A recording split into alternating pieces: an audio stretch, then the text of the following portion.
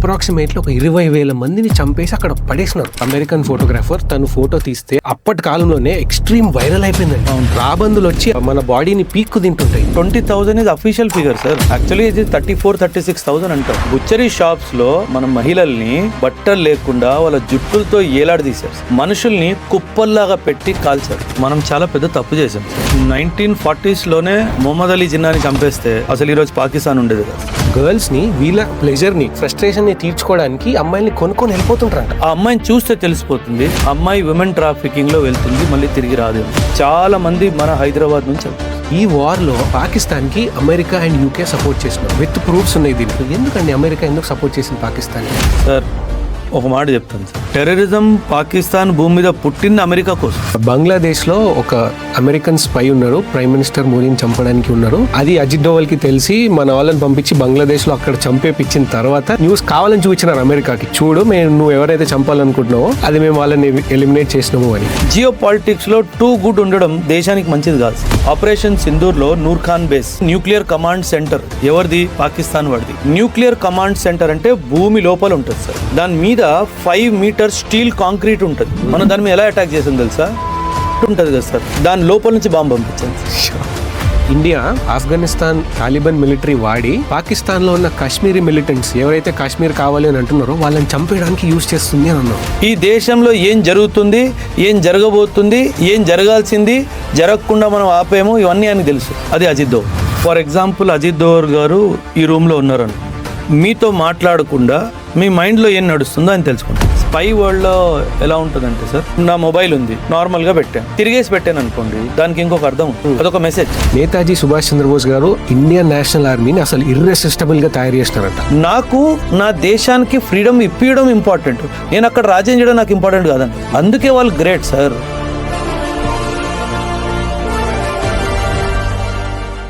Hello everyone, welcome to the RRR show raw and real with Rohit. Episode లో guest major SPS Oberoi garu. ఇతను ఆర్మీలో 10+ years ఉండి ఎన్నో secret missions and projects చేసి retire అయ్యి ఇప్పుడు IAS అండ్ IPS ఇతర సర్వీసెస్ కోసం ప్రిపేర్ అయ్యే వాళ్ళకి ఇండియన్ సెక్యూరిటీ గురించి అండ్ ఇండియా బయట దేశాలతో పెట్టుకునే రిలేషన్షిప్ గురించి ఎడ్యుకేట్ చేస్తున్నారు. So without any delay let's jump into the conversation. మీరైతే తెలుగులో హైలీ అకంప్లిష్డ్ అండ్ నోటబుల్ పర్సనాలిటీస్ని టచ్ చేస్తే వాళ్ళతో కొంచెంసేపు టైం స్పెండ్ చేస్తే వచ్చే రా అండ్ రియల్ కాన్వర్సేషన్ కోసం లేజీ మసిల్ యూట్యూబ్ ఛానల్ని సబ్స్క్రైబ్ చేసుకోండి. చూస్తున్నంతసేపు మీకు ఏమనిపిస్తుందో కమెంట్ సెక్షన్లో చెప్పడం మిస్ అవ్వద్దు. Hello major Oberoi sir, welcome to the RRR show raw and real with Rohit. ఎట్లా ఉన్నారండి? I'm good sir. Jai Hind to all your viewers. Jai Hind sir. So actually ఇది మన 39th ఎపిసోడ్ సార్. ఓ, ఇందులో ఇప్పటి వరకు జరిగిన వాటిల్లో ఫాస్టెస్ట్ కోఆర్డినేషన్ సార్ మీతోనే. మొన్న వచ్చిన రోజు గ్యాప్ దొరికింది, ఇవాళ కూర్చున్నాం. ఇంకా ఫాస్టెస్ట్ సార్. ఇంతకన్నా ఇంత ఫాస్ట్ ఇంకా ఏదో అవ్వలేదు. అంటే సార్ మీరు ఫోన్ చేయలేదు, మీరే వచ్చారు. వచ్చే ముందు ఒక ప్లాన్తో వచ్చారు. So I was impressed. I always, అంటే నాకు చాలా పెద్ద పెద్ద వాళ్ళు కాల్స్ చేస్తారు కానీ కోఆర్డినేషన్ సరిగ్గా ఉండదు. So I don't admire them because they are not serious with their work. Pani is దేవుడు sir for me, and anybody who shows that to me నేను attract అవుతా. That's what, today I had few other commitments. అవి cancel చేసుకొని మీ దగ్గరికి వచ్చాను. My staff is also like, sir ఇంత తొందరగా వెళ్ళరే అన్నట్టుగా. they are also like, super sir, thanks for accepting. most welcome. So మన భారతదేశం గురించి ఎప్పుడు మాట్లాడినా కూడా రిలీజియన్ స్పెసిఫిక్ గా చాలా గొడవలు అయినాయండి. స్పెసిఫిక్ గా 1946 లో కాల్కటాలో జరిగిన డైరెక్ట్ యాక్షన్ డే అని మనకి హిస్టరీలో చెప్పుకుంటుంటాం. అవును సార్. అప్రాక్సిమేట్లీ ఒక 20,000 మందిని చంపేసి అక్కడ పడేసినారు. అవును సార్. అండ్ ఒక మార్గరీ అని ఒక అమెరికన్ ఫోటోగ్రాఫర్ తను ఫోటో తీస్తే అప్పటి కాలంలోనే ఎక్స్ట్రీమ్ వైరల్ అయిపోయిందండి. అంటే అది రాబందులు వచ్చి మన బాడీని పీక్కు తింటుంటాయి. అంత దారుణమైన పరిస్థితి ఎందుకు వచ్చిందండి అక్కడ? అంటే సార్ ముస్లిం లీగ్ మొహమ్మద్ అలీ జిన్నా, అసలు మనం చాలా పెద్ద తప్పు చేసాం సార్. 1940s లోనే మొహమ్మద్ అలీ జిన్నాని చంపేయాల్సింది సార్. అదే ఆయనని బతకనిచ్చి మనం చాలా పెద్ద తప్పు చేసాం. 1935-37 మధ్యలోనే మొహమ్మద్ అలీ జిన్నాని చంపేస్తే అసలు ఈరోజు పాకిస్తాన్ ఉండేది కాదు సార్. ఎందుకంటే ఆయనని మనం బతికించేమో, ఆయన పాకిస్తాన్ అయ్యేటట్టు చూసాడు sir. And direct action day ఈరోజు August 6, 1946 డే రోజు చేయాలి అన్నది 1940లోనే డిసైడ్ అయిపోయింది సార్. 1940లో ఇప్పుడు 1946 అంటే బ్రిటిష్ వాళ్ళు మన మీద పరిపాలన చేస్తున్నారు కదా సార్, వాళ్ళు ఎందుకు బాధ్యత తీసుకోలేదు? మీరు అన్నట్టుగా ఒక్క రోజులో 20,000 ఇది అఫీషియల్ ఫిగర్ సార్. యాక్చువల్లీ ఇది 34,000-36,000 అంటారు. అంటే ఇంకా పార్టీషన్ జరగలేదు. పార్టీషన్ జరిగిన ముందే ఒక్క రోజులో 35,000-36,000 మందిని చంపేస్తే బ్రిటిష్ ప్రభుత్వం ఏం చేస్తుంది సార్? మళ్ళీ బ్రిటిష్ వాళ్ళు ఏమంటారు, మేము మీకు లా అండ్ ఆర్డర్ నేర్పించాం, ఇదా మీరు నేర్పించింది? రోజుకి 40,000 మంది చనిపోతే మీరు చూస్తూ నిల్చున్నారా? జలియన్ వాలా బాగ్లో కూడా ఇదేగా చేసింది సార్ వాళ్ళు 1919లో. సో వీళ్ళు అరాచకం అవనిచ్చారు సార్. బ్రిటిష్ వాళ్ళకి ఏంటంటే పాకిస్తాన్ జరగాలి, పాకిస్తాన్ జరిగితే పాకిస్తాన్ ద్వారా ఫ్యూచర్లో ఇండియాని మనం కంట్రోల్ చేయొచ్చు. అందుకే వాళ్ళు ఇవన్నీ దగ్గరుండి చూశారు సార్, జరగనిచ్చారేంటి? ఇదంతా ప్రీ ప్లాన్డ్. అండ్ పేరేమిచ్చారు? మాస్ ప్రొటెస్ట్ అని ఇచ్చారు, మాస్ ర్యాలీస్ అని చెప్పి ఇచ్చారు. అందులో వైలెన్స్ గురించి మాట్లాడలేదు, కానీ గ్రౌండ్ మొత్తం ప్రిపరేషన్ వైలెన్స్ జరిపాయి. అంటే మనిషిని మనిషిలాగా ట్రీట్ చేయలేదు సార్ ఆ రోజు. అంటే బుచరీ షాప్స్ ఉంటాయి కదా, ఆ బుచరీ షాప్స్లో మన మహిళల్ని బట్టలు లేకుండా వాళ్ళ జుట్టులతో ఏలాడదీశారు సార్, అండ్ నిలువుగా నరికేశారు. అంటే వీళ్ళకి హ్యుమానిటీ లేదు. అంటే నీకు ఒక దేశం కావాలి అన్నప్పుడు నేను ఎలా తెచ్చుకున్నాను స్వాతంత్రం sir? How did I get the freedom? మనం 1857 స్టార్ట్ పాయింట్ అనుకుందాం. 1857 to 1947 90 సంవత్సరాలు మనం ఓపికతో లేవా? అంటే నువ్వు ఒక దేశం కావాలని చెప్పేసి మనుషుల్ని చంపేస్తావా? మనుషుల్ని చంపే విధానం కూడా చూడండి ఎంత అరాచకం అసలు అది. స్పెసిఫికలీ హిందూ విమెన్ని, స్పెసిఫికలీ హిందూ కమ్యూనిటీని టార్గెట్ చేయాలి. మెసేజ్ ఏంటంటే హిందూ కమ్యూనిటీ ముస్లిం కమ్యూనిటీ వాళ్ళు కలిసి ఉండలేరు, ఈ మెసేజ్ ఇవ్వాలంటే అరాచకం జరగాలి. ఇది అంతెందుకు sir, Khushwant Singh famous writer, ఆయన ఒక బుక్ రాశాడు సార్, ట్రైన్ టు పాకిస్తాన్. మీకు గూస్ బంప్స్ వస్తాయి. అంటే మనుషుల్ని కుప్పల్లాగా పెట్టి కాల్చారు.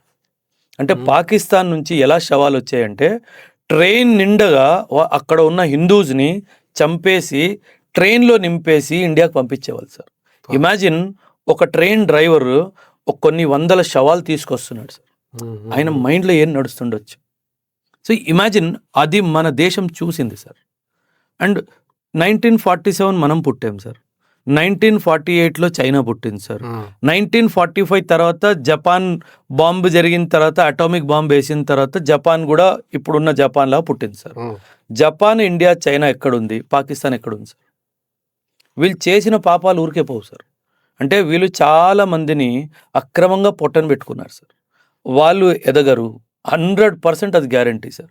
ఈరోజు పాకిస్తాన్ పరిస్థితి ఎందుకు ఉంది అంటే సార్ పునాది కదా సార్, పునాది మీది అక్రమంలో ఉంది, పునాది మీది అరాచకంలో ఉంది. మీరు ఎలా బాగుపడతారు? దేవుడు లేడా సార్? ఖచ్చితంగా. నేను త్యాగం వల్ల పుట్టాను, నా దేశం త్యాగంతో పుట్టింది, నన్ను ఎవడు ఆపలేడు సార్. ఎందుకంటే దేవుడు నాతో ఉన్నాడు కాబట్టి, నీతో లేడు. సో ఇది వాళ్ళకి అర్థం అవడానికి ఇంకా 500 సంవత్సరాలు పడుతుంది. అప్పటిదాకా వాళ్ళకి బుద్ధి రాదు. సో అందుకే మనం ఏ పని చేసినప్పుడు దేవుడి పేరు తీసుకుంటాం. మనం ఏ పని చేసినప్పుడు దేవుడిని దండం పెట్టుకుంటాం, నేను ఈ పని చేయబోతున్నాను, నువ్వు నాకు సహాయంగా ఉండు అని. ఇమాజిన్ మీరు ఒక కొత్త ఇల్లు కట్టారు, పక్కింటోని చంపేశారు, అది మంచిదా చెడ్డా సార్? అదే పాకిస్తాన్ చేసింది సార్. అందుకే వాళ్ళు ఎప్పటికీ బాగుపడరు సార్. అండ్ వరస్ట్ పార్ట్ ఏంటంటే వాళ్ళు నాశనం అయిపోతున్నారు అన్నది కూడా వాళ్ళకి అర్థం కాదు సార్, అది వాళ్ళకి శాపం. అంటే మనం బాగుపడట్లేదు, మనం నాశనం అయిపోతున్నాం మనకు అనిపిస్తే మనకు బాధ వేస్తుంది, వాళ్ళకి అది కూడా వినిపించదు, ఎందుకంటే అదే వాళ్ళకి శాపం. అది వాళ్ళు అర్థం చేసుకున్న రోజు వాళ్ళు బాగుపడడం స్టార్ట్ అవుతారు. దానికి ఒక 500-1000 సంవత్సరాలు పడుతుంది. అందుకే సార్ పాకిస్తాన్ ఒక బుద్ధి లేని దేశంలాగా మిగిలిపోయింది. బుద్ధి లేని దేశమే. ఇన్ఫ్యాక్ట్ ఇది చాలా మందికి తెలీదు, మన పార్టీషన్ జరిగినప్పుడు మన మిలిటరీ పార్టీషన్ కూడా జరిగింది కదా sir. Correct. Best of the serving soldiers decided to join Pakistan. Best of the soldiers went to Pakistan. High ranking officials, almost everybody decided to go to Pakistan. And ఈరోజు ఏముంది? ఒక్క యుద్ధం నువ్వు గెలవలేదు. ఎందుకు గెలవలేదు?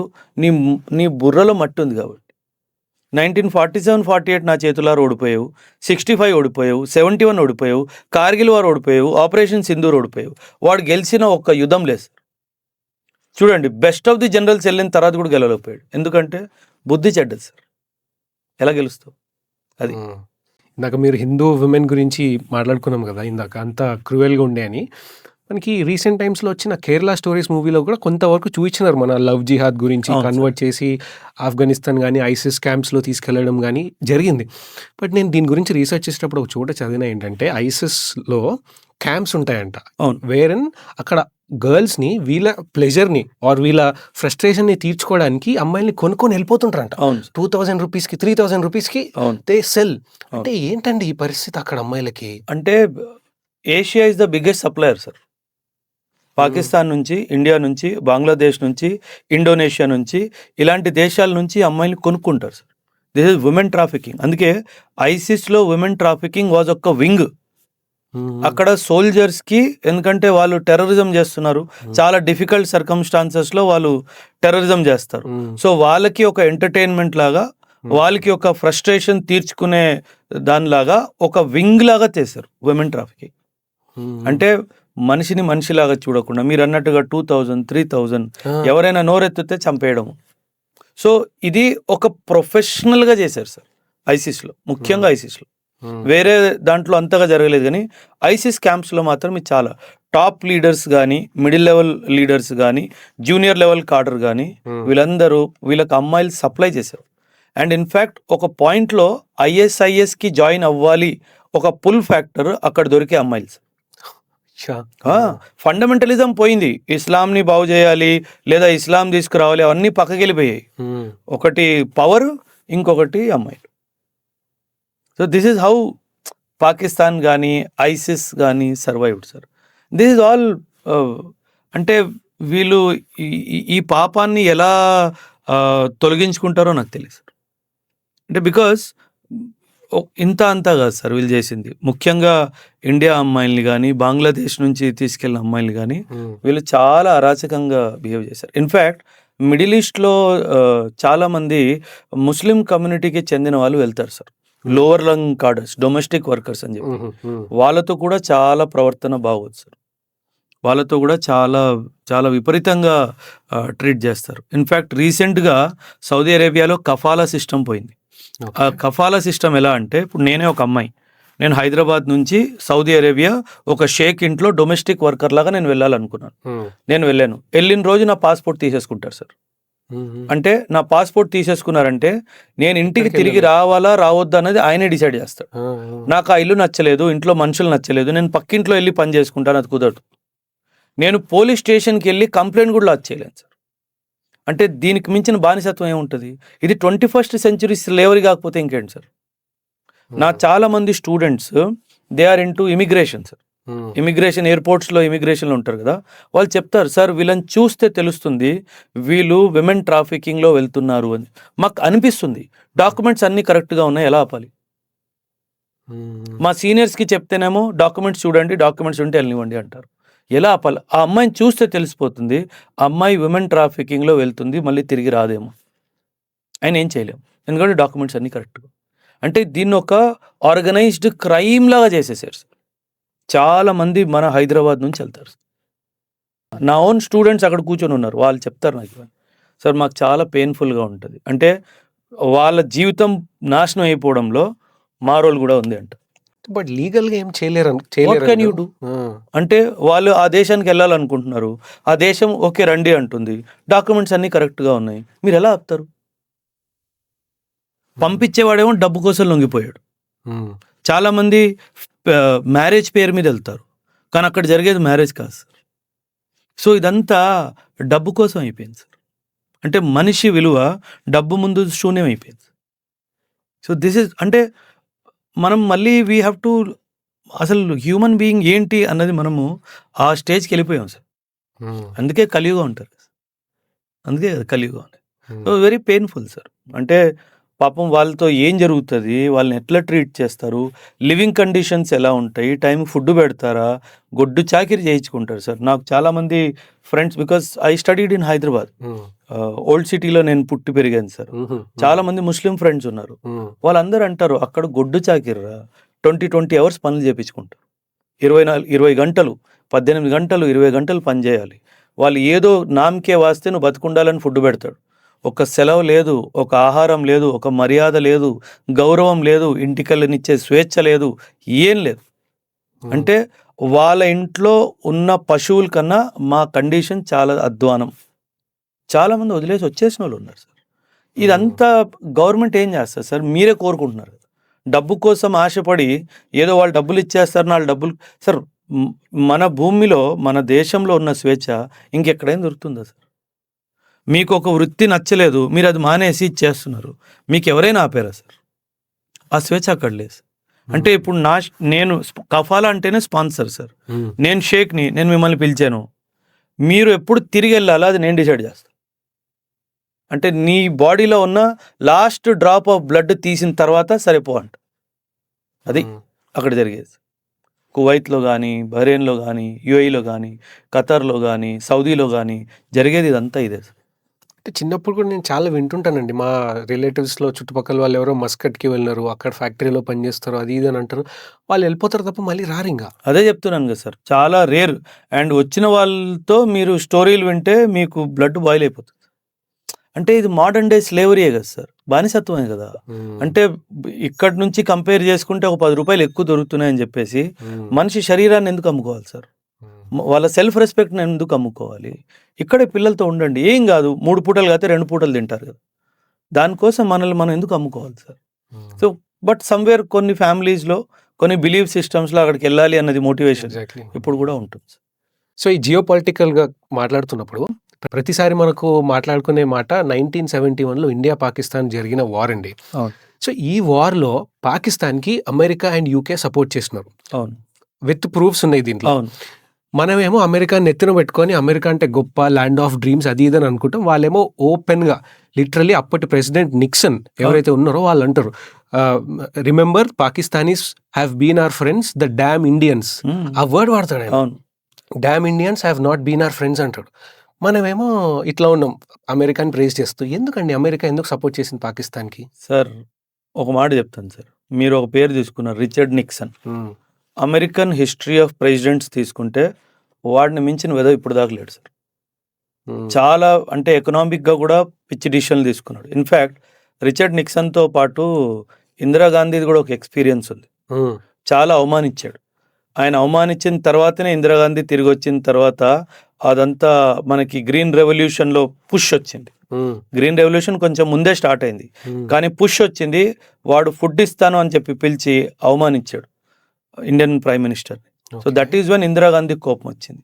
అండ్ అప్పుడే ఈస్ట్ పాకిస్తాన్ ప్లాన్ స్టార్ట్ అయింది sir. Then she decided, I have to teach a lesson to America, I have to teach a lesson to Pakistan. And 1971 we taught a lesson. మీరు అడిగారు అమెరికా ఎందుకు పాకిస్తాన్కి సపోర్ట్ చేస్తుంది అంటే, పాకిస్తాన్ మీద ప్రేమ ఏం కాదు సార్. పాకిస్తాన్ని ఓపెన్గా చెప్పాలంటే వాడుకుంటుంది సార్. పాకిస్తాన్ని వాడుకుంటుంది. దేనికి వాడుకుంటుంది? ఆఫ్ఘనిస్తాన్లో ఎంటర్ అవ్వడానికి వాడుకుంటుంది, సెంట్రల్ ఏషియన్ కంట్రీస్తో కాంటాక్ట్ ఉండడానికి వాడుకుంటుంది. ఎందుకంటే పైన రష్యా ఉంది, ఈస్ట్లో చైనా ఉంది. సో వాళ్ళ దగ్గరికి వెళ్ళాలి అంటే ఒక గేట్వే టు సెంట్రల్ ఏషియా కావాలి. Pakistan is a gateway to central Asia for America. అందుకే వాడు ఎన్ని అదవ పనులు చేసినా సరే అమెరికా కళ్ళు మూసేసుకుంటుంది, ఎందుకంటే వాడు కావాలి. అందుకే ఏ యుద్ధం అయినా సరే, ఫర్ ఎగ్జాంపుల్ ఆపరేషన్ సింధూరే అనుకుందాం, ఇప్పుడు వాడు ఓడిపోతాడు అనగానే అమెరికాడు దూకేస్తాడు, ఆపండి ఆపండి ఆపండి అంటాడు. ఎందుకంటే ఇమాజిన్, పాకిస్తాన్ దగ్గర అమెరికన్ వెపన్స్ ఉన్నాయి సార్. ఇప్పుడు నేను పాకిస్తాన్ని చిత్తుగా ఓడిచ్చేసాను అనుకోండి, అక్కడ ఓడిపోయింది పాకిస్తాన్ కాదు, అక్కడ ఓడిపోయింది అమెరికన్ వెపన్ సిస్టమ్. అది ప్రూవ్ అయిపోయింది అనుకోండి, అమెరికన్ వెపన్ సిస్టమ్ వరల్డింగ్ ఎవడు కొనుక్కోడు. ఇప్పుడు F-35 మనం కేరళలో ఆపాం, గుర్తుందా? కేరళలో ఒక 40 రోజుల పైన ఒక F-35 విమానం యూకేకి చెందింది, కానీ F-35 విమానం ఎవరిది? అమెరికా వాడిది.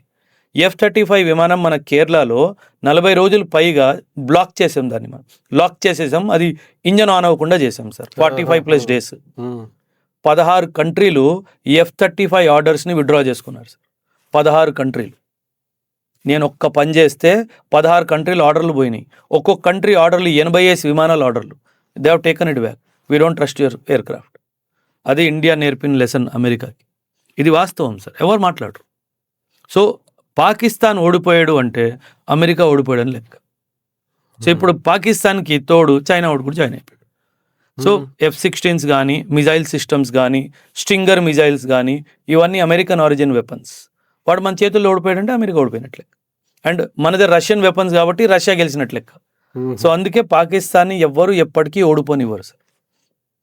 అది కానీ 1971 వార్లో మనం ఒక తప్పు చేసాం సార్. తప్పు అంటే maybe it was not feasible at that time. 92,000 soldiers, 93,000 soldiers, Pakistani soldiers prisoners of war sir. మనము వాళ్ళని ఊరికే వదిలేసాం సార్. 93,000 సోల్జర్స్ని పాకిస్తాన్ 1971 వార్లో మనం ప్రిజనర్స్ ఆఫ్ వార్లో తీసుకున్న వాళ్ళని ఓపెన్గా వదిలేసాం సార్. ఎందుకు వదిలేసాం? పిఓకే గురించి మాట్లాడాల్సిందిగా, పిఓకే నాకు ఇస్తే వీళ్ళని ఇస్తా అని చెప్పాల్సిందిగా. And you will not believe sir, ఈ 93,000 మందిని ఎక్కడ పెట్టారు తెలుసా? They joined ISI. అండ్ వాళ్ళని ఎట్లా ఇండాక్ట్రినేట్ చేశారంటే, మీకు అన్యాయం జరిగింది, వీళ్ళు మిమ్మల్ని హింసించారు, మీ సెల్ఫ్ రెస్పెక్ట్, మీ ఆత్మ అభిమానాన్ని వీళ్ళు తప్పుగా చూశారు, వాళ్ళ మీద మీరు పగ తీర్చుకోవాలని చెప్పి వాళ్ళందరినీ ఇండాక్ట్రినేట్ చేసి ఐఎస్ఐలో పెట్టారు. అండ్ ఐఎస్ఐ నెట్వర్క్ బిల్డ్ అయిందే ఆ 93,000 మందిని. ఎందుకంటే ఒక్కసారి మీరు ప్రిజనర్ ఆఫ్ వార్ వెళ్తే మళ్ళీ మిమ్మల్ని తిరిగి మెయిన్ ఆర్మీలో తీసుకోరు సార్. ఎందుకంటే మీరేమైపోయారు, మేబీ మీ మనస్తత్వం మారిపోయిందేమో, మీరు వాళ్ళ గురించి ఆలోచించడం స్టార్ట్ చేశారేమో అన్న ఉద్దేశంతో మళ్ళీ మెయిన్ ఆర్మీలో తీసుకోరు సార్ తిరిగి. సో వాళ్ళని మెయిన్ ఆర్మీలో తీసుకోకుండా ఐఎస్ఐలో జాయిన్ చేయించారు. ఎంతో మంది ప్రిజనర్స్ ఆఫ్ మనల్ని వదిలేస్తే వాళ్ళు ఐఎస్ఐ చీఫ్లా కూడా రిటైర్ అయ్యారు. అది మనం చేసిన అదో పని. అంటే అదో పని అంటే వీఆర్ టూ గుడ్ సార్. జియో పాలిటిక్స్లో టూ గుడ్ ఉండడం దేశానికి మంచిది కాదు sir. We should not have left them. ఖచ్చితంగా మనం పిఓకి అడగాల్సింది, లేదా బంగ్లాదేశ్ ద్వారా నాకు ఈస్ట్కి కారిడార్ కావాలి అన్నట్టు అడగాల్సింది సార్. రెండూ చేయలేదు. So that was a blunder sir, that was a big blunder. Operation Sindoor టైంలో కూడా పాకిస్తానీ డిఫెన్స్ మినిస్టర్ అనుకుంటే ఎవరో తనని, ఆ మినిస్టర్ ఖాజా ఆసిఫ్, తనని ఇంటర్వ్యూ చేస్తుంటే లిటరలీ ఓపెన్ గా అడ్మిట్ చేసుకుంటారు ఆయన, ఈ we're doing this dirty work for the sake of America అని. అరే సార్, టెర్రరిజం పాకిస్తాన్ భూమి మీద పుట్టింది అమెరికా కోసం సార్. ఐఎస్ఐఎస్ మీరు అన్నారు, దాన్ని జన్మనిచ్చింది అమెరికా సార్. ఇది చాలా మందికి తెలియదు. అంటే మనం అమెరికా, మీరు అన్నారు ఏదో land of dreams or you know, మీకు ఏ కోరికలు ఉన్నా నెరవేరుతాయి, అక్కడికి వెళ్తే మంచి అవకాశాలు దొరుకుతాయి, అవన్నీ పక్కన పెట్టండి సార్. అమెరికా ఏనాడు అమెరికా భూమి బయట డెమోక్రసీ గురించి మాట్లాడలేదు సార్. ఓన్లీ అమెరికా భూమిలోనే డెమోక్రసీ. అమెరికా భూమి దాటితే వాళ్ళు డెమోక్రసీ గురించి ఆలోచించరు. వాళ్ళకి ఏం వస్తుంది దీంతో అదే ఆలోచిస్తారు. It is the most selfish country in this world. And మనమేమో వెళ్ళి వాళ్ళకి సేవలు చేస్తాం, వాళ్ళేమో గొప్పలు అవుతున్నారు, మనం ఎక్కడ ఉండిపోయాం చూడండి. So this is how one. అంటే నేనేం అల్ట్రా నేషనలిస్ట్ ఏం కాదు సార్. అండ్ బట్ నాకేమనిపిస్తుంది అంటే, యూ డూ ఫర్ యువర్ కంట్రీను. నువ్వు అక్కడికి వెళ్ళి బానిసలా ఎందుకు చేయాలి? ఇక్కడ నీ దేశం, ఇప్పుడు అబ్దుల్ కలాం గారు కానీ, విక్రమ్ సారాభాయ్ గారు కానీ, ఇలాంటి ఎంత గొప్ప గొప్ప మేధావులు, సైంటిస్టులు మన దేశం కోసం ఎంత చేశారు సార్. ప్రతిదీ డబ్బు కాదు కదా సార్. అంటే నువ్వు అక్కడికి వెళ్తే నీకు డబ్బు వస్తుంది, ఇక్కడ ఉంటే నీకు గౌరవం వస్తుంది కదా సార్. ఎప్పుడైనా సరే మన భూమి మీద అబ్దుల్ కలాం గారు చనిపోతారా సార్? ఆయన ఎప్పటికీ చనిపోడు. ఎందుకంటే మనం చనిపోనివ్వం కాబట్టి. బికాజ్ ఆయన అంత చేశాడు మన దేశం కోసం. మీరు కూడా చేయండి. ఏముందో 4 రూపాయలు తక్కువ వస్తాయి, కానీ దేశం బాగుపడుతుంది కదా సార్. ఆ ఆలోచన లేదు. అంటే నేను సెల్ఫిష్ నేచర్. కమ్యూనిటీ ఇంట్రెస్ట్ని సెల్ఫ్ ఇంట్రెస్ట్ కన్నా కింద పెడతారు. కానీ ఎప్పుడైనా సరే కమ్యూనిటీ ఇంట్రెస్ట్ పైన ఉండాలి, సెల్ఫ్ ఇంట్రెస్ట్ కింద ఉండాలి. అప్పుడే కదా దేశం బాగుపడేది. పాడ్కాస్ట్లో ఇక్కడ దాకా వచ్చినారు అంటే మీకు ఈ పాడ్కాస్ట్ చాలా నచ్చుతుంది అని చూస్తున్నారు, కానీ సబ్స్క్రైబ్ చేయట్లేదు. Please do subscribe. అదే వార్లో అండి, కొంచెం ఆ వార్ గురించి కంటిన్యూ చేస్తే 71 వార్లో బే ఆఫ్ బెంగాల్లో అమెరికన్ షిప్స్ వస్తుండే మనల్ని దాడి చేయడానికి పాకిస్తాన్ తరపున. అంటే ఆ కాలంలో ఉన్న వార్షిప్స్ లో బిగ్గెస్ట్ వార్షిప్ అమెరికాలో ఉంది, అది న్యూక్లియర్ వార్షిప్. దాన్ని వేసుకొని ఇంకా పిల్ల బచ్చా కొన్ని షిప్స్ వేసుకొని వస్తుంది బే ఆఫ్ బెంగాల్ కి. ఇంకా అయిపోయింది, ఇండియా పైన దాడి చేస్తారు అన్న టైంలో అసలు అది సినిమాటిక్ గా క్రేజీగా నీళ్ళ నుంచి రష్యన్ న్యూక్లియర్ సబ్మెరీన్స్ బయటకు వచ్చినాయి. ఇంకా అది చూసి, అది చదువుతుంటే నాకు లిటరలీ యూటర్న్ తీసుకున్నాయి అనగానే నేను ఇమాజిన్ చేసుకుంటే అసలు క్రేజీ అనిపించింది నాకు. ఇండియాకి, రష్యాకి అండ్ ఈ అమెరికాకి ఇదేంటి సార్ అది? Sir, Russia is a all weather friend to India sir. అంటే ఏ పరిస్థితి వచ్చినా రష్యా ఏనాడు మన స్నేహం వదిలేయలేదు సార్. ఎందుకంటే చాణక్య గారు ముందే చెప్పారు sir, your neighbour is your natural enemy, his neighbour is your natural friend. So మనకి neighbour China, he's our natural enemy, his neighbour is Russia, he's our natural friend. ఇది జియో పాలిటిక్స్లో 100% rule పనిచేస్తుంది. ఇటు Pakistan enemy, అటు ఆఫ్ఘనిస్తాన్ నా friend. ఇది జరుగుతుంది sir. This is how history has been. అందుకే రష్యా ఏంటంటే sir, Russia is a country, వాళ్ళకి ఏంటంటే వాళ్ళకి చైనాతో థ్రెట్ ఉంది. రష్యా, ఇది చాలా మంది తెలీదు. ఇన్ఫ్యాక్ట్ రీసెంట్గా కొన్ని డాక్యుమెంట్స్ లీక్ అయ్యాయి రష్యన్ ఇంటెలిజెన్స్వి. Russian intelligence agencies telling China is our biggest enemy. Imagine, Russia చైనాని బ్రదర్స్ అంటారు, కానీ ఇంటెలిజెన్స్ ఏజెన్సీ ఏం చెప్తుంది, మనకు అతిపెద్ద శత్రువు చైనా. ఇప్పుడు చైనా శత్రువు అయినప్పుడు నేను ఫ్రెండ్ అయిపోతాను కదా సార్. సో అందుకే Russia will definitely use India to control China. అందుకే వెపన్స్ సిస్టమ్స్ అన్నీ మనకి ఇస్తాడు. చైనా కూడా అమ్ముతాడు, కానీ మనకు కూడా చాలా అమ్ముతాడు. సో ఆ బాండింగ్ ఎప్పటికీ మనకు పనిచేస్తుంది sir. Russia is an all weather friend of India.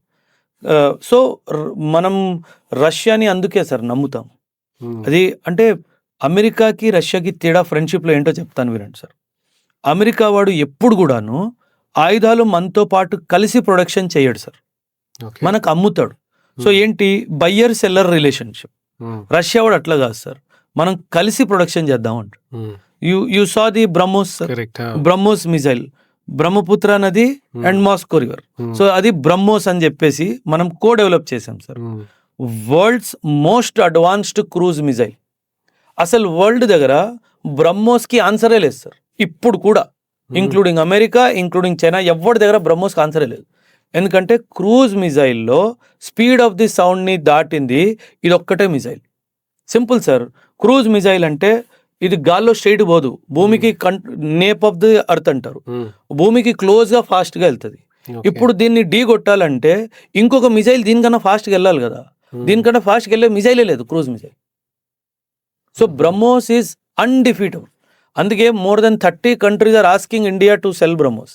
Operation Sindoor తర్వాత ఎస్, ఎవరి దగ్గర ఎక్స్ప్లెనేషన్ లేదు సార్. And precise 0.3 metres. అంటే ఇప్పుడు మనం ఇక్కడ కూర్చొని పాడ్కాస్ట్ చేస్తున్నాము, ఈ సెంటర్ లో వేయాలి అనుకుంటే అది సెంటర్ లోనే వచ్చి పడుతుంది. మీ మీదకి రాదు, నా మీద కూడా రాదు. Precision 0.3 meters. వరల్డ్ లో ఏ మిజైల్ లేదు sir. That is the greatness of BrahMos. అందుకే that's why Russia trust India. And BrahMos 1.0 Russia వాడు ఏమన్నాడు, నువ్వు ఎవరికి అమ్ముకోవాలనిపిస్తే అమ్ముకో, నో ప్రాబ్లం, నాకు ఎటువంటి అబ్జెక్షన్ లేదని కూడా అనేసి. సో 290 కిలోమీటర్స్ వరకు ఏ టార్గెట్ ఉన్నా నేను తలుచుకున్న రోజు, నేను తలుచుకున్న టైంలో, నేను తలుచుకున్న విధంగా 0.3 మీటర్స్ అక్యురసీతో లేపేయగలం సార్. ఆపరేషన్ సింధూర్లో Noor Khan base nuclear command center ఎవరిది, పాకిస్తాన్ వాడిది. న్యూక్లియర్ కమాండ్ సెంటర్ అంటే భూమి లోపల ఉంటుంది సార్. దాని మీద 5 మీటర్స్ స్టీల్ కాంక్రీట్ ఉంటుంది, రీఇన్ఫోర్స్ స్టీల్ ఉంటుంది, కాంక్రీట్. మనం దాని మీద ఎలా అటాక్ చేసాం తెలుసా, దాని ఏసీ వెంట్ బయటకు వెళ్తుంది. ఏసీ వెంట్ ఉంటుంది కదా సార్, ఏసీ వెంట్. ఆ వెంట్ ఎంత, 0.5 మీటర్స్. దాని లోపల నుంచి బాంబు పంపించాను సార్. సీది అక్యురసీ, బికాజ్ మొత్తం కాంక్రీట్, ఆ 5 మీటర్స్ కాంక్రీట్ ని నేను ఎట్లా దాటిపోవాలి లోపలికి, ఏసీ వెంటనే కనుక్కున్నా ఎక్కడుందో, అంత ప్రిసిజన్ గా వెంట లోపల వేసా బాంబు. అంటే మనం ఇక్కడ నుంచి కూర్చొని రాళ్ళేస్తాం చూడండి, 290 కిలోమీటర్ దూరంలో కూర్చొని రాయేసాను. So that is where America got. అంటే సి, న్యూక్లియర్ కమాండ్ సెంటర్ పాకిస్తాన్ది, కానీ దాన్ని కంట్రోల్ చేసేది అమెరికా. అందులో ఎంతమంది ఉన్నారు, ఎంతమంది చచ్చిపోయారు, ఎవరు మాట్లాడలేదు ఇప్పుడుకొచ్చి. న్యూక్లియర్ కమాండ్ సెంటర్ అంటే మినిమం జనరల్ ర్యాంక్ ఆఫీసర్ కూర్చొని ఉంటాడు at any given point of time. Pakistan never told about it. అది ఎంతమంది అమెరికన్స్ చచ్చిపోయారో తెలియదు. న్యూక్లియర్ లీక్ అయిందని చెప్పేసి ఇమ్మీడియట్ గా సీజ్ ఫైర్ చేయించాడు. అంటే నేనేంటో పాకిస్తాన్కి అమెరికాకి చూపించేశాను. పాకిస్తాన్ మళ్ళీ మన జోడికి రాడు సార్, అరుస్తాడు, ఖచ్చితంగా అరుస్తాడు, బట్ రాడు. వాడికి అర్థమైపోయింది I'm no match to India అనేసి. అందుకే అటు వెళ్ళాడు ఆఫ్ఘనిస్తాన్ పోయి, మనం అటు వెళ్ళి మళ్ళీ. కరెక్ట్. ఈ బ్రాహ్మోస్ది కూడా నేను చదువుతున్నప్పుడు 51% మనది, 49% రష్యాది అని, కావాలని చెప్పి ఓనర్షిప్ లో స్టేక్ మనకి ఎక్కువ ఇచ్చాడు. సో దట్ నువ్వు భయపడకు, ఇది నీదే. అది స్నేహం sir, that is friendship. No, true friend sir. ఇదే కాదు, 1971 వార్ మీరు ఆ విషయం తీసుకొచ్చారు కాబట్టి ఐక్యరాజ్య సమితి సెక్యూరిటీ కౌన్సిల్లో ఇండియా పైన రెజల్యూషన్ అమెరికా చైనా వాడు వేస్తే వీటో చేసింది రష్యా. యుఎస్ఎస్ఆర్ వీటో చేశాడు. వీటో చేయడమే కాదు, మీరు అన్నట్టుగా న్యూక్లియర్ సబ్మరీన్స్ పైకి రాగానే వీళ్ళందరూ పారిపోలా. సో అలాంటి ఫ్రెండ్ ఉన్నప్పుడు ఇంకెందుకు భయం సార్? ఎవరితో భయపడాలి మనం? సో ఇప్పుడు ఎంత ప్రెషర్ ఉంది సార్ రష్యా మీద, నాకు ఆయిల్ అమ్మొద్దు అని. ఏ రోజైనా రష్యా సరే నేను అమ్మను ఇండియాకి అన్నాడా? అన్నాడు సార్. వాడు రష్యా ఈజ్ వన్ కంట్రీ, వాళ్ళు అనుకున్నది సాధిస్తారు సార్. దానికోసం వాడు చచ్చిపోతాడు అన్నా సరే వాడికి అసలు ఆలోచనే రాదు సార్. నేను ఇది చేయాలి అంటే నేను ఇది చేయాలి అంతే. I will sell oil to India, నువ్వు ఏమైనా చేసుకో. So that is wear the true friendship comes to play. అందుకే జయశంకర్ గారు కూడా గ్లోబల్ స్టేజ్ పైన ఆయిల్ కొని నువ్వు రష్యా ఉక్రెయిన్ వారిని సపోర్ట్ చేస్తున్నావు అంటే కూడా Russia had always been our time tested friend. Time tested friend and always friend in need. నాకు అవసరం ఉన్నప్పుడు సార్, మనకు అవసరం ఉన్నప్పుడు అమెరికా ఏనాడు మనతో లేదు సార్. 1999 కార్గిల్ వార్లో మన దగ్గర వెపన్ లొకేటింగ్ రెడార్ మనం అమెరికా నుంచి కొనుక్కున్నాం. వెపన్ లొకేటింగ్ రెడార్ పని ఏంటి? అక్కడ వాళ్ళు గన్స్ నుంచి ఫైరింగ్ చేస్తే వాళ్ళ గన్ పొజిషన్ డీటెయిల్స్ మనకి ఇవ్వాలి. అది వెపన్ లొకేటింగ్ రెడార్ పని. అమెరికా వాడు ఏం చేశాడు, దీని సిస్టమ్ని డిస్టర్బ్ చేసేసి మనకి రాంగ్ ఇన్ఫర్మేషన్ ఇచ్చేటట్టు చూశాడు. అంటే వార్ థియేటర్లో బ్యాటిల్ ఫీల్డ్లో మోసం చేశాడు మనకి. అమెరికా వాడిని ఎందుకు నమ్ముతాను సార్ నేను? So that is why India never trust America. America ఏంట్లా అంటే సార్, కంట్రోల్ తన దగ్గరే ఉండాలి అంటది. ఒక వస్తువు అమ్మినా సరే దాని కంట్రోల్ నా దగ్గరే ఉండాలి అంటది. F-35లో there is a death switch. F-35 is the most advanced aircraft in present times. There is a death switch in the F-35. America వాడు ఆ బటన్ నొక్కాడు అనుకోండి, ఆ విమానం ఎక్కడుంటే అక్కడ అయిపోయింది. అలాంటి విమానం మనం ఎందుకు సార్?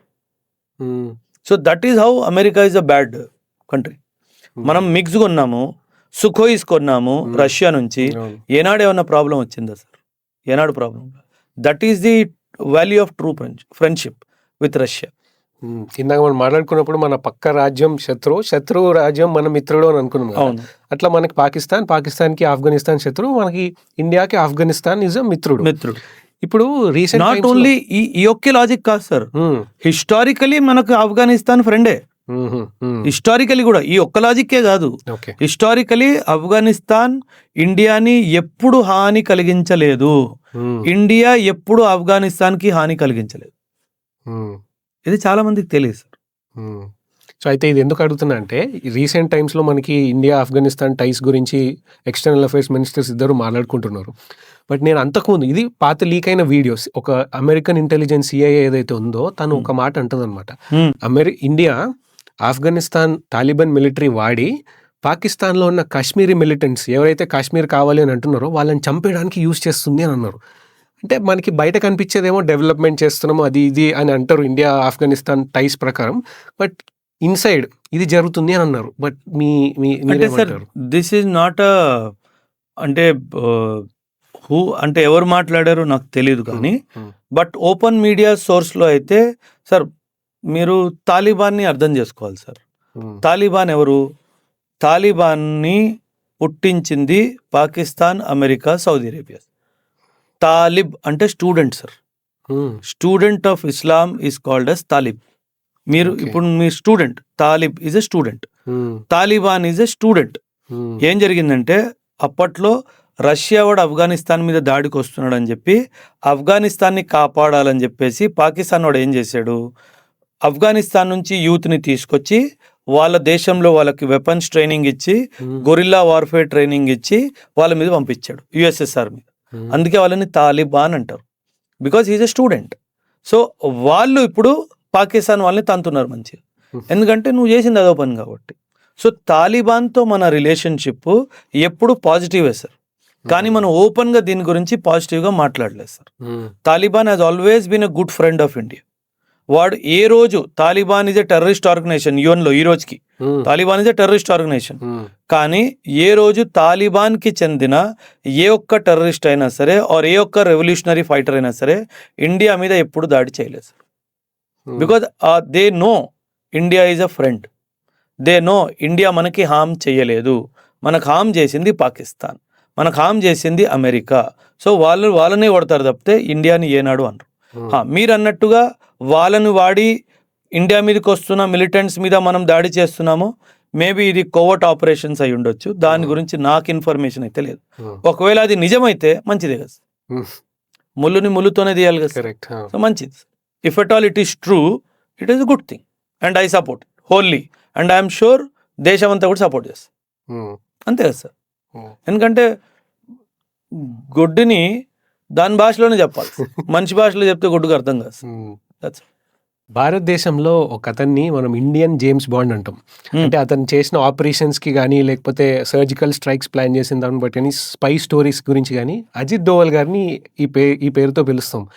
అతనికి రిపోర్ట్ చేసే ఇంటెలిజెన్స్ బ్యూరో కానీ లేకపోతే మిలిటరీ సెక్యూరిటీ కానీ ఇవన్నీ కూడా ఎట్లా ఫంక్షన్ చేస్తాయండి ఇవి? అతనికి ఒక నేమ్ ఇండియన్ జేమ్స్ బాండ్ వచ్చింది అంటే. ఫర్ ఎగ్జాంపుల్ అజిత్ దోవల్ గారు ఈ రూమ్లో ఉన్నారు అనుకుందాం.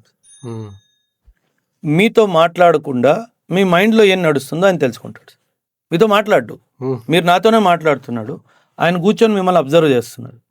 మీరు మాట్లాడుతుంది మీరు కాదు, లోపల ఇంకేదో ఉంది, అది కనిపెట్టేయగలరు. అది Ajit Doval. So they are trained for this sir. ఇంటెలిజెన్స్లో యాజ్ అన్ ఐపీఎస్ ఆఫీసర్ కానివ్వండి, because he has been a spy for 4 decades. ఆయన వయసు అంత ఇంత కాదు sir, is touching 80 years old. అంటే సర్వీసే ఒక 35-40 సంవత్సరాలు చేసి ఉంటాడు యాజ్ అన్ ఐపీఎస్ ఆఫీసర్. ఆ తర్వాత కూడా ఇంకా 20 సంవత్సరాలు దేశం కోసం సేవ్ చేస్తున్నాడంటే he is a great guy. No sir. అంటే అజిత్ దోవల్ ఒక మీటింగ్ పిలిచాడు అనుకోండి సార్, వరల్డ్ లెవెల్లో డిఫెన్స్ ఎక్స్పర్ట్స్ని పిలిచి మీటింగ్ చేస్తారు. ఆ మీటింగ్లో ఆయన కూర్చుంటాడు, అందరికి అవకాశం ఇస్తాడు, మాట్లాడు నువ్వు మాట్లాడు నువ్వు మాట్లాడు అని చెప్పేసి. వాళ్ళు మాట్లాడుతున్నప్పుడు ఆయన ఏం మాట్లాడుతుండో ఆయన వినడు సార్. ఓకే. ఆయన మైండ్లో ఏం నడుస్తుందో అనుకుంటాడు. అంటే ఈ దేశం చీఫ్ మన దేశం గురించి ఇది మాట్లాడాడు, కానీ బుర్రలో ఇది నడుస్తుంది, నోట్ చేసుకుంటాడు. అది Ajit Doval sir. So because he's a James Bond. ఎందుకు సార్ మన ఇండియన్ కంటెక్స్ట్లో మనం మాట్లాడదాం. See he's a spy sir. And spies ఎలా అంటే sir, there is something known as profiling అంటాం మేము. ప్రొఫైలింగ్ అంటే ఒక మనిషిని చూసి వాడు బ్రెయిన్లో ఏం నడుస్తుందో కనుక్కోవాలి. Is an expert in that. So ఇప్పుడు పుతిన్ గారిని కలవడానికి ఆయన్ని పంపించారు sir. There is a reason. చైనాలో లీడర్షిప్ని కలవడానికి ఆయన్ని పంపిస్తారు. అక్కడ మన గురించి అభిప్రాయం ఏంటి కనుక్కోవాలి, మన గురించి భయం ఏంటి కనుక్కోవాలి, మనం దేంతో భయపడాలి కనుక్కోవాలి. ఇవన్నీ కనుక్కోవడానికి కదా ఆయన్ని పంపిస్తారు. జయశంకర్ గారు అఫీషియల్ ఫార్మల్, ఈయన spy network. So they are 2 wheels of the same vehicles. So ఏ దేశంలోనైనా సార్ మనకు తెలిసేది నాట్ ఈవెన్ 1% సార్. స్పై వరల్డ్లో ఎలా ఉంటుందంటే సార్, ఇప్పుడు నా మొబైల్ ఉంది, నార్మల్గా పెట్టాను, తిరిగేసి పెట్టాను అనుకోండి, దానికి ఇంకొక అర్థం ఉంది, అదొక మెసేజ్. నేను టీ కప్పు తాగాను, టీ కప్ పెట్టాను, టిష్యూ పేపర్ రోల్ చేస్తాను, టీ కప్లో పెట్టాను, అదొక మెసేజ్. మీకు నాకు అదొక నార్మల్ విజువల్, కానీ ఒక స్పై ఏజెంట్కి అందులో పెద్ద మెసేజ్ ఉంది. So this is how the spy network work sir. అంటే మనం పాకిస్తాన్లో కానీ ఆఫ్ఘనిస్తాన్లో కానీ చైనాలో కానీ మరి వేరే దేశాల్లో కానీ the spy network would be very deep sir. If the spy network wants what is Oberoi doing, వాళ్ళకి ఈరోజు ఓబరాయ్ మీ దగ్గరకు వచ్చాడు ఇవ్వడానికి, అండ్ ఏం మాట్లాడబోతున్నాడు కూడా వాళ్ళు తెలుసు. So that is how deep they will go. ఎందుకంటే దేశాన్ని కాపాడాలి కదా సార్. ఎందుకంటే చాలా శక్తులు మనం బాగుపడొద్దు అన్న ఒక ఆలోచనలో ఉంటారు కదా సార్. వాళ్ళందరికీ నాయకుడు Ajit Doval. So imagine the kind of information that he has, imagine the kind of decisions he takes. ఎందుకు సార్, మనం నేషనల్ సెక్యూరిటీ కౌన్సిల్ అని ఉంటుంది. మీరు నేషనల్ సెక్యూరిటీ కౌన్సిల్ ఆర్కిటెక్చర్ చూస్తే గనక చాలా పెద్ద పెద్ద ఫంక్షనరీస్ ఆయనకి రిపోర్ట్ చేస్తారు sir. Because he is the National Security Council, Deputy National Security Advisors are there, and there are so many people, the chiefs and all, they will talk to him, they will give him inputs. So he is one man who knows everything. ఈ దేశంలో ఏం జరుగుతుంది, ఏం జరగబోతుంది, ఏం జరగాల్సింది, జరగకుండా మనం ఆపేమో, ఇవన్నీ ఆయనకు తెలుసు, మీకు మాకు తెలియదు. అందుకే ఇది జేమ్స్ బాండ్. సో ఒక పర్టికులర్ క్యారెక్టరిస్టిక్స్ ఉండాలి ఇండివిజువల్.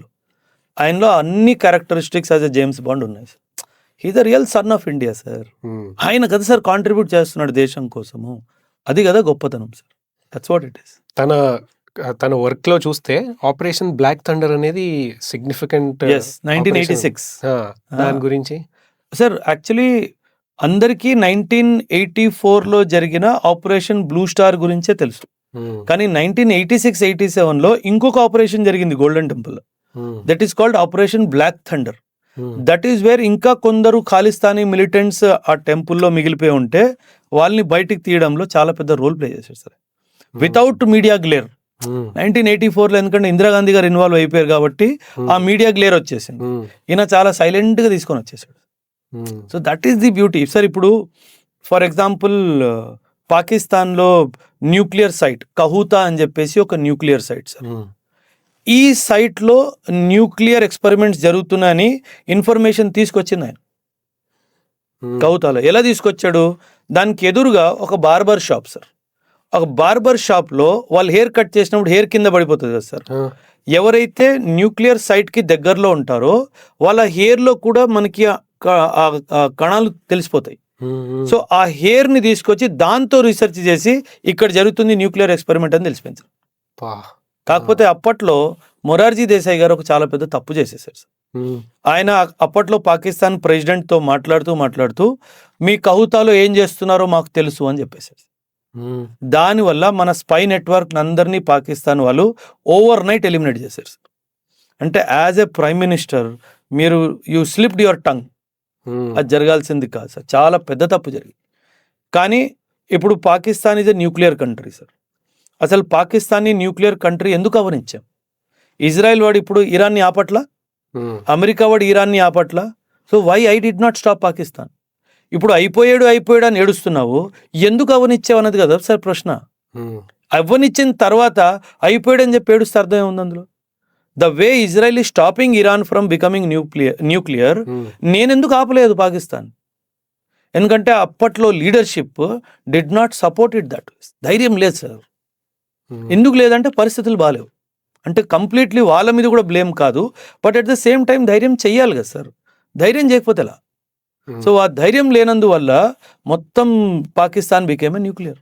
సో మొత్తం ఇస్లామిక్ వరల్డ్లో Pakistan is only nuclear country and he is your neighbour. ఎందుకు అవనిచ్చావు? And in fact many a times Israel told India, అరే నాకు చెప్పు what all you want me to do with Pakistan I will do అంటాడు. Believe me, because Pakistan is a threat to Israel also. Because ఏ రోజైనా Israel మీద nuclear attack జరిగింది అంటే ఆ న్యూక్లియర్ వెపన్ పాకిస్తాన్ నుంచే వెళ్తుంది అన్న క్లారిటీ ఇజ్రాయెల్కి ఉంది. సో ఖచ్చితంగా ఏదో ఒక రోజు, ఇప్పుడో 5 సంవత్సరాలు 10 సంవత్సరాలు 20 సంవత్సరాలు Israel will attack Pakistan for sure. అందులో సందేహమే లేదు సార్. బికాజ్ పాకిస్తాన్ ఏమంటాడంటే నేను ఇరాన్కి సపోర్ట్ చేస్తాను న్యూక్లియర్ ప్రోగ్రాంలో అని చెప్పేసి ఏదో నోరు జారుతాడు. ఆ రోజు ఇజ్రాయెల్ వాడు పాకిస్తాన్ ఖచ్చితంగా అంతాడు సార్. ఇది జరుగుతుంది 5-10 years, 1 yearలో జరిగినా మీరు ఆశ్చర్యపోక్కర్లేదు. బట్ బికాజ్ వాడు బుద్ధి అంత సార్, పాకిస్తాన్ వాడు బుద్ధి అంత.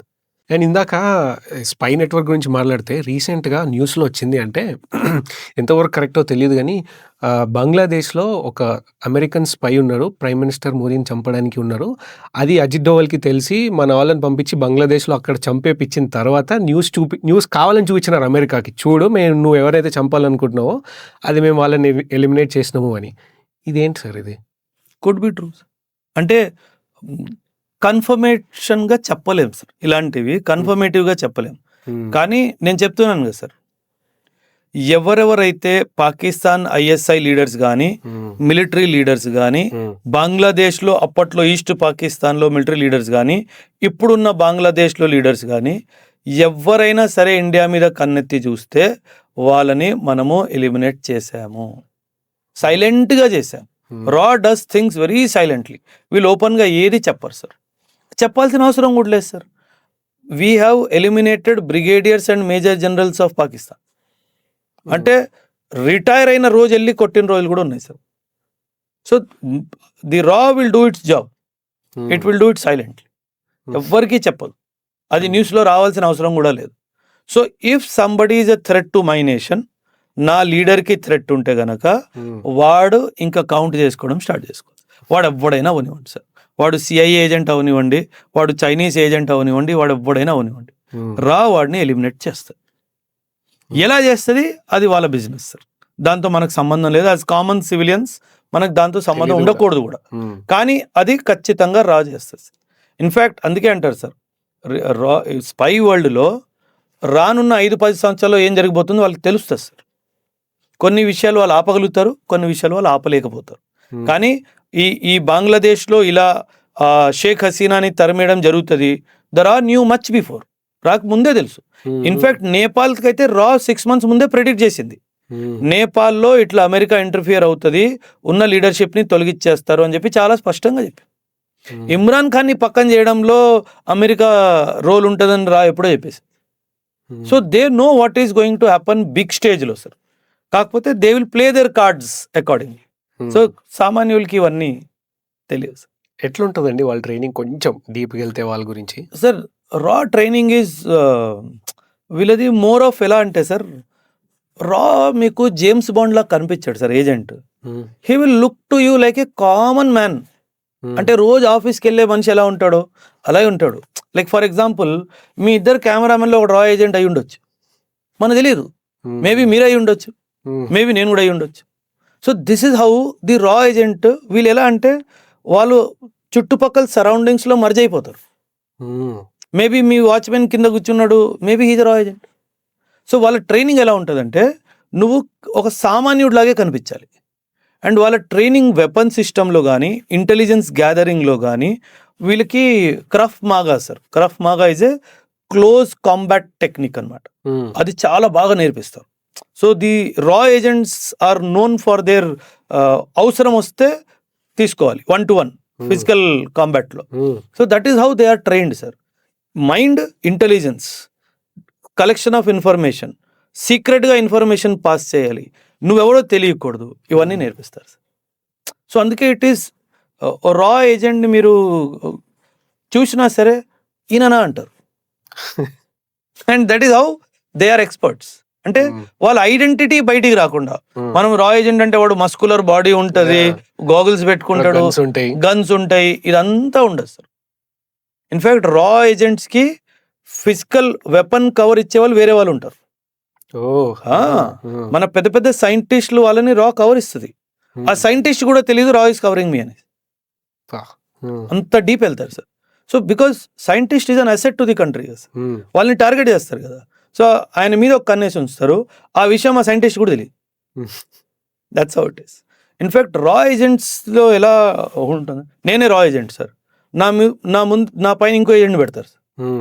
సో ఒకడు నా మీద కూడా కన్నేసి పెడతాడు, నేను ఎక్కడైనా అమ్ముడు పోతున్నానా, నేను ఎక్కడైనా తప్పులు చేస్తున్నానా, ఏమైనా తెలిసిపోతుందా నా వల్ల, దాన్ని కంట్రోల్ చేయడానికి నా మీద కూడా ఒక ఏజెంట్ ఉంటాడు. So this is how the entire system works. అంటే మీరు చెప్తుంటేనే విన్నా అనుకుంటా, ఒక ఇన్ఫార్మర్ పైన ఇన్ఫార్మర్ అందరి నుంచి వచ్చే సోర్స్ కరెక్ట్ అనిపిస్తే అప్పుడు యాక్షన్ తీసుకుంటారు. దాన్ని A1 ఇంటెలిజెన్స్ అంటారు. దాన్ని A1 పాడ్కాస్ట్ లో ఇక్కడ దాకా వచ్చినారు అంటే మీకు ఈ పాడ్కాస్ట్ చాలా నచ్చుతుంది అని చూస్తున్నారు, కానీ సబ్స్క్రైబ్ చేయట్లేదు. Please do subscribe. నాకు స్టార్టింగ్ నుంచి డౌట్ ఉంటుందండి. ఇందాక మనం అమెరికా సూపర్ పవర్ అది ఇదని మాట్లాడుకున్నాం కదా, బట్ ఒక కంట్రీ సూపర్ పవర్ అవ్వాలి అంటే దానికి టాలెంట్ ఉండాలి, హ్యూమన్ పవర్ కానీ ఏదో రకంగా టాలెంట్ ఉండాలి. ఆ టాలెంట్ని ఇనీషియల్ స్టేజెస్లో ఎట్లా అట్రాక్ట్ చేసిందండి? అంటే అక్కడ బాగానే ఉన్న వాళ్ళు అంతా టాలెంటెడ్ అని నమ్మలేము, బట్ వేరే కంట్రీస్ నుంచి అన్నిటినీ అందరూ కూడా అమెరికాకి వెళ్ళి చేరుకున్నారు. అలా చేరుకోవడానికి ఎట్లా అట్రాక్ట్ చేసింది ఆ కంట్రీ? అంటే ఫ్రీడమ్ ఇస్తా మీకు అనా, లేకపోతే పెద్ద పెద్ద బిల్డింగ్స్ చూపించి ఇక్కడికి వస్తే మీకు ఫోటోలు బాగా వస్తాయి అన్నట్ట? అంటే సార్ అమెరికా వాళ్ళు మీరు అన్నట్టుగా ఎవరైతే అమెరికన్ ఒరిజినల్ సిటిజన్ ఎవరైతే ఉన్నారో వాళ్ళకి అంత సినిమా తెలివిలేదు సార్, వాళ్ళు ఎందుకు పనికిరాని చదువు సార్. వీళ్ళు ఏం చేశారంటే మీరు అన్నట్టుగా మంచి ప్లాట్ఫామ్ ఇచ్చారు రీసెర్చ్కి. సార్ అమెరికాని మీరు ఎలా చూడాలంటే, అమెరికా 18th centuryలో బాగున్నాయింది sir, 19th century 20th century మొత్తము ఒక 200 years 175 years అమెరికాకి ఎటువంటి డిస్టర్బెన్స్ లేకుండా డెవలప్మెంట్ చేసుకోవడానికి అవకాశం వచ్చింది. మీరు మ్యాప్లో అమెరికాని చూస్తే గనక ఇటువైపు పసిఫిక్ ఓషన్, అటువైపు అట్లాంటిక్ ఓషన్. ఒకవేళ అమెరికా మీద దాడి చేయడానికి వెళ్ళాలి అంటే సముద్రం దాటాలి.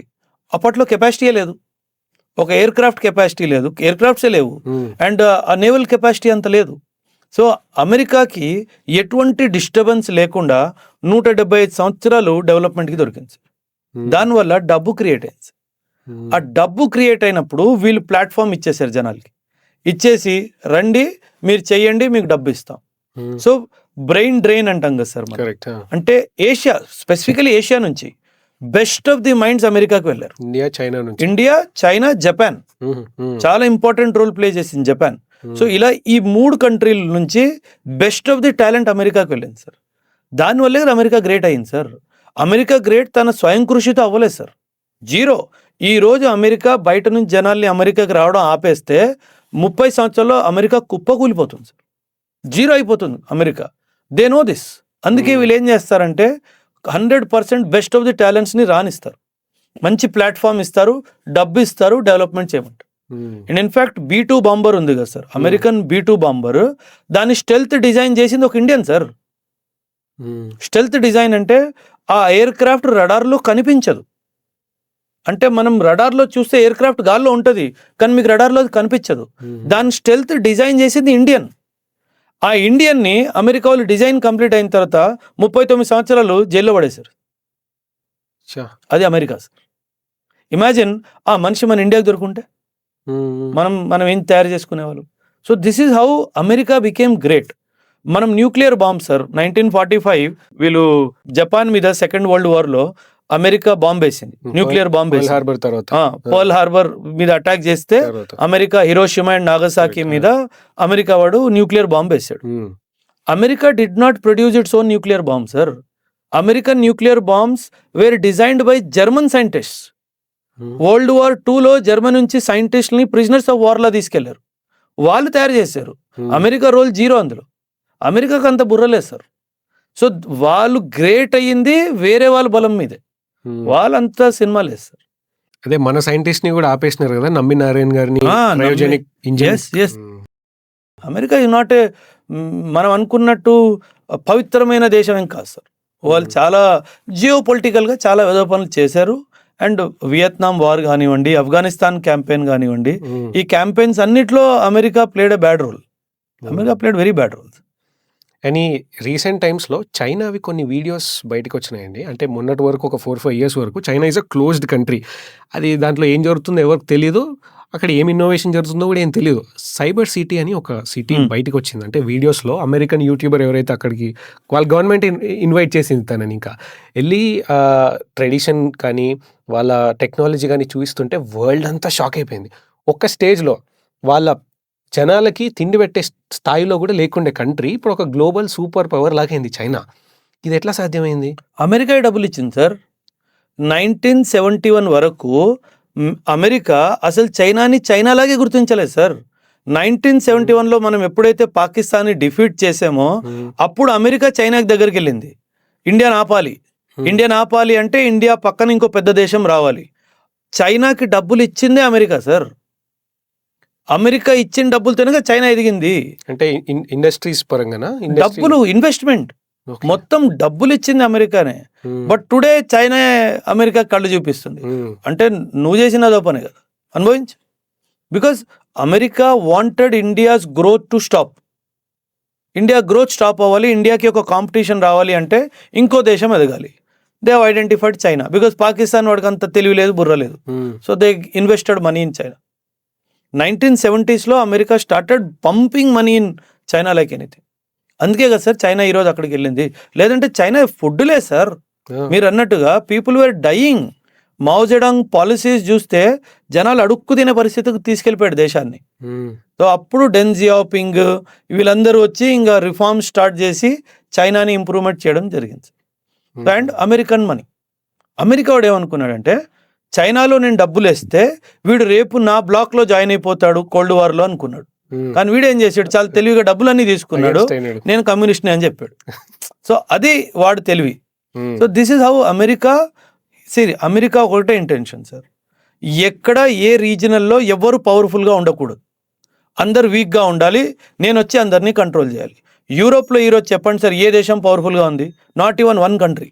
Because America wants to be the leader. Middle ఈస్ట్లో వెళ్ళండి, ఎవడైనా తల పైకి లేపగలుగుతాడా? లేపగానే అమెరికా వాడు వస్తాడు, ఐఆమ్ ద బాస్ అంటాడు. సౌత్ ఏషియాలో ఎవడన్నా చేయగలుగుతాడా? ఎవడన్నా రాగానే అమెరికా వాడు నేను ఉన్నాను అంటాడు. మీరు సౌత్ ఈస్ట్ ఏషియాకి వెళ్ళిపోండి, మొత్తం అమెరికన్ ఇన్ఫ్లుయెన్స్. సో వరల్డ్ మొత్తాన్ని నేనే కంట్రోల్ చేయాలి. ఎలా కంట్రోల్ చేయాలి? వాళ్ళు కొట్టుకొని చావాలి, ఎవడన్నా పైకి వస్తే నేను ఉన్నానని వాడు చూపించాలి. ఇది game plan sir. This is how what is called as hegemony. Hegemony అంటారు, HEGEMONY. అంటే నేనే సూపర్ పవర్, ఇంకెవ్వరూ లేరు, నాకెవ్వరూ సాటి లేరు. So this is how America influences it self on the other countries. చాలా సార్ 800 బేసెస్ ఉన్నాయి సార్ వరల్డ్లో, 800 బేసెస్ ఉన్నాయి, మిలిటరీ బేసెస్, ఎయిర్ బేసెస్ ఉన్నాయి. అంటే వరల్డ్లో ఎక్కడికైనా అమెరికా ఒక వార్కి 6 hours to 8 hours సిద్ధమైపోగలదు. అమెరికా ఎక్కడ ఉంది sir? It is in the west. It can start a war in India within 6 hours time. It can attack India within 6 hours time. ఎందుకంటే చుట్టుపక్కల అన్ని బేసెస్ ఉన్నాయి. సో వాడు అమెరికా నుంచి travel అయ్యి మీద రావాల్సిన అవసరం లేదు. He's bases are there. వాడు అక్కడ నుంచి ఆర్డర్ చేస్తాడు, అటాక్ స్టార్ట్ అయిపోయింది. So that is how he has positioned himself. అందుకే super powers. India Israel relationship అది ఎట్లా సార్? India Israel relationship is historical sir. ఎలా అంటే జ్యూస్ ఉంటారు sir. Israel is a Jew country. మొత్తం ప్రపంచంలో వరల్డ్ మ్యాప్లో మనం చూసుకుంటే India is the only country that has not killed the Jews. 193 దేశాల్లో ఇండియా ఒకే ఒక దేశము ఎవరైతే జ్యూస్ని మనం ఆసరా ఇచ్చాం. ఎవరిని ఎప్పుడు మనం టచ్ చేయలేదు. అందుకే జ్యూస్ వాళ్ళకి మనం అంటే ప్రాణం సార్. ఎందుకంటే when the entire world was persecuting us, India gave us shelter. And in fact Jews ఇప్పుడు కూడా వాళ్ళ పిల్లలకి ఏం నేర్పిస్తారు తెలుసా? మనకి రేపు ఒకవేళ ఎగ్జిస్టెన్షియల్ థ్రెట్ వచ్చిందంటే your mother land is India అంటారు. చూడండి సార్ ఎంత నమ్మకం. వాళ్ళ పిల్లలకి ఏమంటారంటే మాకు రేపు ఏమైనా అయిపోతే మీరు వెళ్ళాల్సింది ఇండియాకి అని చెప్తున్నారు. అంత నమ్మకం, అంత ప్రేమ మనం అంటే. ఎందుకంటే మనం ఎప్పుడూ వాళ్ళని ఏం డిస్టర్బ్ చేయలేదు. In fact Jews Parsis sir. Your Sam Manekshaw our field marshal, is a Jew. That's where supreme కోర్టులో మీరు జడ్జెస్ చూసుకోండి సార్, పెద్ద పెద్ద పేర్లు are the Jews. Highly intellectual race, highly entrepreneurs, బాగా డబ్బు సంపాదిస్తారు, చాలా ఇంటెలిజెన్స్ ఉంది, వాళ్ళు ఎవరు ఆపలేరు సార్. సో మనం వాళ్ళకి మంచిగా ట్రీట్ చేశాం. మనలాగా ఎవ్వరు ట్రీట్ చేయాలి. ప్రతి ఒక్క దేశం వాళ్ళని టార్గెట్ చేసింది, వాళ్ళని చంపేసింది సార్. జర్మనీలో World War II జరుగుతున్నప్పుడు అప్పట్లో యూరోప్లో 80 లక్షల మంది పాపులేషన్ జ్యూస్ది. ఓన్లీ కేవలం జర్మనీలో హిట్లర్ 60 లక్షల మందిని చంపేశాడు సార్. 60 lakhs జ్యూస్ని చంపేశాడు. ఎందుకంటే insecurity. Because they are a superior class, intellectually superior class, potentially superior class. వీళ్ళని తీయాలి, చంపేయడం స్టార్ట్ చేశారు. That is how Jews have been persecuted sir. And India is the only country that gave protection to Jews. అందుకే వాళ్ళకు మనం అంటే ప్రేమ, మనం అంటే పిచ్చి. వాళ్ళకి ప్రేమ కాదు, పిచ్చి. అందుకని వాళ్ళు ఏమంటారు, నువ్వు చెప్పు పాకిస్తాన్ లేపేయాలా, నాకు అను నేను లేపేస్తా అంటాడు. నన్ను ఎవ్వడు అడిగేటోడు లేడు. నువ్వు ఏమైనా చేస్తే అడిగేటోళ్ళైనా ఉన్నారు. నేను ఏం చేసినా అమెరికా కూడా అడగడు నన్ను. నువ్వు చెప్పు నాకు సైట్లు ఎక్కడ ఉన్నాయి చెప్పు, న్యూక్లియర్ సైట్స్, నేనే పేల్చేస్తా అంట. ఏం చెప్పదు, అవసరం లేదు. అవసరం వచ్చినప్పుడు చెప్తాం సార్, ఖచ్చితంగా చెప్తాం, డౌటే లేదు. అమెరికా చావులో పాకిస్తాన్ చావులో ఇజ్రాయెల్ చెయ్యి ఉంటుంది, డోంట్ వరీ. అది వాస్తవం. ఒకవైపు రష్యా కూడా రావచ్చు, ఇంకోవైపు ఇజ్రాయెల్ ఖచ్చితంగా వస్తుంది. కొంచెం హిస్టరీ దగ్గరికి వెళ్తే 1947 మనకి ఇండిపెండెన్స్ వచ్చింది కదా, బట్ అక్కడ అదే టైంకి ఎందుకు వెళ్ళిపోయినారు బ్రిటిష్ వాళ్ళు అని కొంచెం చూస్తే, నేతాజీ సుభాష్ చంద్రబోస్ గారు ఇండియన్ నేషనల్ ఆర్మీని అసలు ఇర్రెసిస్టబుల్గా తయారు చేసినారంట. ఇంకొక నిమిషం ఇక్కడ ఉంటే మేము అయిపోతాము అని స్టేజ్లో వెళ్ళిపోయినారంట. పారిపోయారు. ఏం తయారు చేసి వెళ్ళిపోయారు అన్నారు, దాన్ని పారిపోయారంట. పారిపోయినారు. ఎందుకంటే సార్ మీరు బ్రిటిష్ ఇండియన్ ఆర్మీ చూస్తే గనక almost strength 18 lakhs to 25 lakhs అలా వేవర్ అయింది సార్. స్ట్రెంగ్త్ 25 lakhs అనుకుందాం బ్రిటిష్ ఇండియన్ ఆర్మీ స్ట్రెంగ్త్. అందులో బ్రిటిష్ అధికారులు 30,000 మాత్రమే. అంటే 30,000 మంది 25 లక్షల ఆర్మీని కమాండ్ చేశారు సార్. ఎప్పుడైతే ఆర్మీలో మ్యూటినీ వచ్చిందో వాళ్ళకి అర్థమైపోయింది ఇంకా మనం ఉండలేము ఇక్కడ.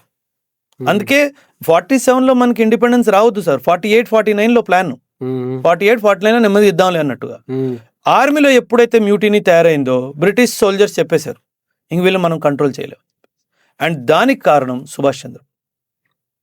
అంటే సార్ నాకు గనక అంటే మనం అడుగుతాం కదా, if you want to live at somebody's time, ఎవరి కాలంలో అయినా నువ్వు బ్రతకాలి అని అనుకుంటే కొన్ని పేర్లు నేను చెప్తాను sir.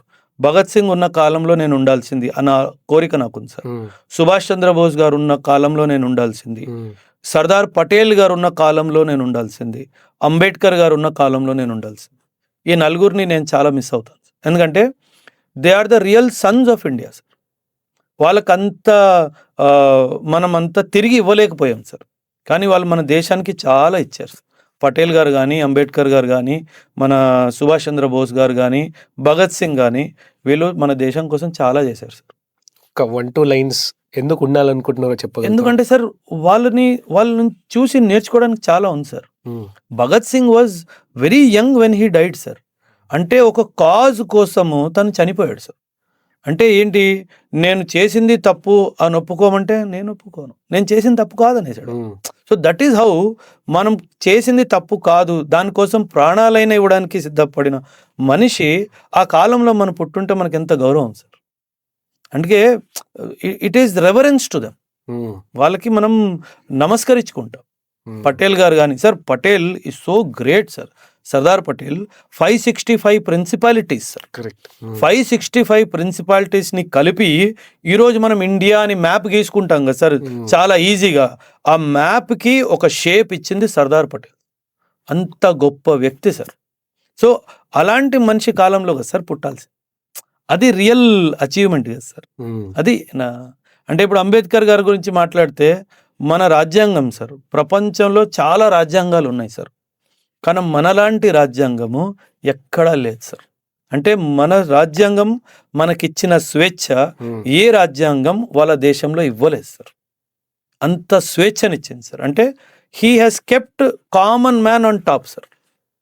He has kept common man on top. అందుకే మన దీని గురించి మనం చాలా గొప్పగా మాట్లాడుకుంటాం. ఇనీషియల్గా ప్రైమ్ మినిస్టర్ ఎవరైతే నెహ్రూ అవ్వాల్సిందో ఏదైతే బోర్డు ఉంటుందో ఆ బోర్డులో 15-16 ఓట్స్ సర్దార్ వల్లభాయ్ పటేల్కే వచ్చింది. But still Gandhi chose Nehru అని అంటారు. చాలా కాంట్రవర్సీ ఉంది సార్, దాని వెనుక చాలా కాంట్రవర్సీ ఉంది. ఎందుకంటే నెహ్రూ గారికి ముందు నుంచే పొలిటికల్ అంబిషన్ ఉంది. అంటే నేను ఫస్ట్ ప్రైమ్ మినిస్టర్ అవ్వాలి ఇండిపెండెంట్ ఇండియాకి అన్నట్టుగా ఆయన అంబిషన్ మనకు 1930s 40s నుంచే కనిపించేస్తుంది సార్. పటేల్, అంబేద్కర్, బోస్ వీళ్ళకి ఆ అంబిషన్ లేదు సార్. వీళ్ళకి ఏంటంటే దేశం కోసం ఏమైనా చెయ్యాలి అన్న అంబిషన్. ఇన్ఫాక్ట్ సుభాష్ చంద్రబోస్ది ఒక స్టోరీ ఉంది సార్. ఆయన హిట్లర్ని కలుస్తాడు సార్.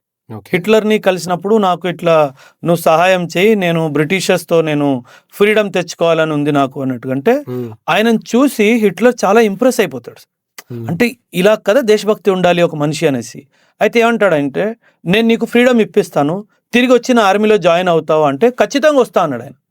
అదేంది, నీ కంట్రీకి ఫ్రీడమ్ వస్తే నువ్వు అక్కడ నేను రాజ్యం చేయాలి అని అనాలి, కానీ నువ్వు ఇక్కడికి వస్తా అంటున్నావు అంటే ఏంటి అంటే, నాకు నా దేశానికి ఫ్రీడమ్ ఇప్పించడం ఇంపార్టెంట్, నేను అక్కడ రాజ్యం చేయడం నాకు ఇంపార్టెంట్ కాదన్నాడు. అది కదా సార్ దేశభక్తి. Selfless for the cause of mother land. అందుకే వాళ్ళు గ్రేట్ సార్. అంటే నేను ఏదో ప్రైమ్ మినిస్టర్ అయిపోవాలి, ప్రెసిడెంట్ అయిపోవాలి అనుకున్నాడు కాదు కదా సార్ గ్రేట్. దేశం కోసము, నా దేశానికి నువ్వు స్వతంత్రం తీసుకొస్తే నేను నీకు బానిసలా బతుకుతా. అది కదా sir selfless service to the country. అది కదా, అందుకే కదా సార్ వాళ్ళు గ్రేట్ అయ్యారు. అది మనకు నేర్చుకోవాలి సార్ వాళ్ళ దగ్గర. మనం ఇప్పుడు ప్రతిదీ దేశం నాకేమిచ్చింది అంటాం, మనం తిరిగి ఏమిచ్చాం అది కూడా ఇంపార్టెంట్ కదా సార్. అది మనం మర్చిపోతాం. That's where the problem. And Nehru గురించి కూడా ఇంకొక కాన్స్పిరసీ ఏముందంటే, హీ డైడ్ ఆఫ్ సిఫిలిస్ అని. అయి ఉండొచ్చు సార్, నాకంత నేను అంతగా చదవలేదు. అంటే there are many controversies related to few other things about Nehru. Mountbatten గురించి కానీ చాలా ఉన్నాయి సార్. అంటే సార్ ఎలా ఉంటుందంటే, హిస్టరీ మనం పాస్ట్లో వెళ్ళి బ్రతకం కాబట్టి అసలు ఏం జరిగిందో అదంతా కాంట్రవర్సీలా మిగిలిపోతుంది సార్. మన లాల్ బహదూర్ శాస్త్రి గారి డెత్ కూడా ఒక పెద్ద controversy sir. So Subhash Chandra Bose గారు ఏమైపోయారు అన్నది కూడా చాలా పెద్ద కాంట్రవర్సీస్. సో ఇవన్నీ కాంట్రవర్సీస్ ఉంటాయి సార్, ప్రతి దేశంలో ఉంటాయి. మన దేశం ఒక్కటే కాదు, ప్రతి దేశంలో ఉంటాయి కాంట్రవర్సీ. అంటే జస్ట్ ఇన్ కేస్ సిఫిలిస్ అంటే అది ఒక sexually transmitted disease, communicable disease. అంటే సుబ్రహ్మణ్య స్వామి గారు అంత బీజేపీ ఎంపీ అయిన వాళ్ళు కూడా ఓపెన్గా అన్నారు దాన్ని. అది ఉండే ప్రూఫ్ డెత్ సర్టిఫికేట్ పైన ఉండే, కానీ ఇందిరాగాంధీ ఎప్పుడైతే వచ్చినారో అది తీసేసినారు అని. అది అయి ఉండొచ్చు, కుడ్ బి పాసిబిలిటీ. అంటే ఒక ప్రైమ్ మినిస్టర్ అలా చనిపోయాడు అంటే ఆ దేశానికే చెడ్డ పేరు తీసుకొస్తుంది. So maybe to cover up that they would have done it, could have done it. Sir మీవి పంజాబీ రూట్స్ కదా. అవును సో నేను వెరీ రీసెంట్లీ పంజాబ్కి వెళ్ళాను, Amritsar golden temple side. Sir. So అక్కడ వెళ్తుంటే ట్యాక్సీ దిగిన తర్వాత అక్కడ అందరూ ఇండియా గురించి ఫ్లాగ్స్ వేయడము, చిన్న చిన్న కవర్స్ లాంటివి ఇస్తుంటారు కదా, పాకెట్కి పెట్టుకుని చిన్న పేపర్స్ లాంటివి ఇస్తుంటారు కదా ఇండియా ఫ్లాగ్తో, అది ఇస్తుంటే వాళ్ళు ట్యాక్సీ అతను అన్నాడు, మీరు అవి పెట్టుకోకండి, అక్కడ లోపల వాళ్ళు ఓ లోగ్ నై మాన్తే భారత్ और భారత్ కే జెండాకో, మీరు జాగ్రత్తగా ఉండండి అన్నాడు. నాకు అర్థం కాలే, అంటే అక్కడ బయటంతా చూసినా నేను ఖాళిస్తాన్ ఫ్లాగ్స్ అని అవి ఇవి ఉన్నాయి, బట్ ఏంటండి దీని గురించి? సార్ యాక్చువల్లీ ఖాళిస్తాన్ మూమెంట్ ఏదైతే ఉందో, ఖాళిస్తాన్ ఈజ్ ఎ మూమెంట్ ఎక్కడైతే సిక్ కమ్యూనిటీ వాళ్ళు ఒక సెపరేట్ ల్యాండ్ అడుగుతున్నారు అన్నది ఒక మూమెంట్. బట్ దీనికి కమ్యూనిటీలో అంత సపోర్ట్ లేదు సార్. అంటే నేను ఐఎమ్ 40+ నౌ, నేను ఇప్పటి వరకు ఖాళిస్తాన్ సింపథైజర్ని కలవలేదు సార్. ఒక కమ్యూనిటీలో ఉంటూ, and I generally attend all my community events. కానీ ఏనాడు నేను మన హైదరాబాద్లో కానీ తెలంగాణ ఆంధ్రాలో కానీ ఎక్కడ నేను ఇది చూడలేదు సార్. మీరు అంటున్నది అమృత్సర్ గోల్డెన్ టెంపుల్ ఎదురుగా, అది ఓన్లీ ఒక సింబాలిక్ రిప్రజెంటేషన్ మాత్రమే సార్. మీరు అక్కడ లోపల గురుద్వారా లోపలికి వెళ్ళిన తర్వాత కూడా యూ విల్ నెవర్ ఫైండ్, మీకు అట్లాంటి అసలు ఫీలింగే రాదు. ఎందుకంటే sir, Sikhs have accepted India as their motherland. ఇదే మా మాతృభూమి, మేము ఇక్కడే పుట్టాం. ఎందుకంటే సిక్కిజం పుట్టిందే ఇండియాలో కదా సార్. లైక్ హిందూయిజం, సిక్కిజం పుట్టిందే ఇండియాలో. So it is our land. So అది పొలిటికల్ మొబిలైజేషన్ సార్. దానికి సెంట్రల్లో అప్పట్లో ఉన్న గవర్నమెంట్ అండ్ పాకిస్తాన్ వల్ల చేసిన కొన్ని వెధవ పనులు సార్, యాజ్ యూజువల్. సో దానివల్ల మొమెంటం వచ్చింది. కానీ నా కమ్యూనిటీలో సార్, నా దేశానికి ఉన్నంత ప్రేమ అంటే వేరే కమ్యూనిటీలో ఉండదు అని నేను అనట్లేదు, కానీ నా కమ్యూనిటీలో చిన్నప్పటి నుంచి సార్, పిల్లలు పుట్టినప్పటి నుంచి పర్టికులర్గా పేరెంట్స్ దేశభక్తి నేర్పిస్తారు సార్. అంటే చదువుతో పాటు దేశం గొప్పది, మన దేశం కోసం మనం ఎటువంటి త్యాగం చేయడానికైనా సిద్ధంగా ఉండాలి. అందుకే కదా సార్ ఈరోజు కూడా ఆర్మీలో నా కమ్యూనిటీ వాళ్ళు ఎక్కువ ఉన్నారు సార్. ఒకవేళ ఆ ఫీలింగ్ లేకపోతే ఎందుకు వస్తారు సార్ ఆర్మీ, మీరే చెప్పండి. సో ఆ ఫీలింగ్ ఉంది కాబట్టే ఇప్పుడు చెప్తున్నాను కదా, ప్రతి ఇంట్లో ఇండియా మీద ప్రేమ, ఇండియా మీద గౌరవం, ఇండియాకి కావాల్సి వస్తే త్యాగం, ఈ మూడు నేర్పిస్తారు. So that is how we are born and brought up చిన్నప్పటి నుంచి. సో ఇది ఒక పొలిటికల్ ఎజెండా లాగా కన్సిడర్ చేసి, పొలిటికల్, జియో పొలిటికల్ కూడా ఉంది. బికాజ్ అమెరికా ఎలా అంటే, ఇండియాని ఎప్పుడైనా మనం ఇబ్బంది పెట్టాలంటే ఏదో ఒక ఫాల్ట్ లైన్ ఉండాలి కదా. సో దీన్ని ఒక ఫాల్ట్ లైన్ లా వాడుకోవాలని ఉద్దేశం సార్. సో ఇండియాలో ఖాళిస్తాన్కి అసలు జీరో సపోర్ట్ సార్, జీరో. కెనడాలో 100% సపోర్ట్. ఎందుకుంది? ఎందుకంటే వాళ్ళు దీన్ని ఇండియాకి విరుద్ధంగా వాడుకోవాలి, ఫ్యూచర్ జియో పొలిటికల్ టూల్ లా వాడుకోవాలని చెప్పేసి. జర్మనీకి వెళ్ళండి సపోర్ట్ మీకు కనిపిస్తుంది, యూకేకి వెళ్ళండి మీకు సపోర్ట్ కనిపిస్తుంది, పాకిస్తాన్కి వెళ్ళండి సపోర్ట్ కనిపిస్తుంది, అమెరికా వెళ్ళండి సపోర్ట్ కనిపిస్తుంది, ఇండియాలో కనిపించదు. ఎందుకంటే వీ డోంట్ వాంట్ దట్. అక్కడ ఉన్న సార్ పవర్ చాలా చెడ్డ వస్తువు సార్. ఎందుకంటే ఇంగ్లీష్లో ఒక సామెత ఉంది కదా sir, power corrupts and absolute power corrupts absolute. ఒక కమ్యూనిటీలో కొందరు ఖాళిస్తాన్ అయ్యింది అనుకోండి సార్, కొత్త దేశంలో వచ్చింది అనుకోండి, నేను పిఎం అవ్వచ్చుగా, నేను సీఎం ఎందుకు ఉండాలి, నేను పిఎం అవ్వాలి. నేను పిఎం అవ్వాలి అంటే విభజన జరగాలి. That is a political agenda. So అందుకే కామన్ మాసెస్లో దీనికి సపోర్ట్ కనిపించదు. కొన్ని ప్లేసెస్ ఉన్నాయి అక్కడ సపోర్ట్ ఉంటుంది, ఎందుకంటే వాళ్ళు పొలిటికల్గా మోటివేట్ అయిపోయారు. అంతేగాని ఆ ప్లేసెస్లో కూడా ఇండియాకి విరుద్ధంగా ఫీలింగ్ ఉండదు. మేబీ వాళ్ళకి ఖాళిస్తాన్ కావాలి అని ఒక ఆలోచన ఉండొచ్చు, కానీ ఆ ప్రాంతం నుంచి కూడా చాలా మంది ఆర్మీలో, ఇంటెలిజెన్స్లో, పోలీస్లో సర్వీస్ చేస్తారు.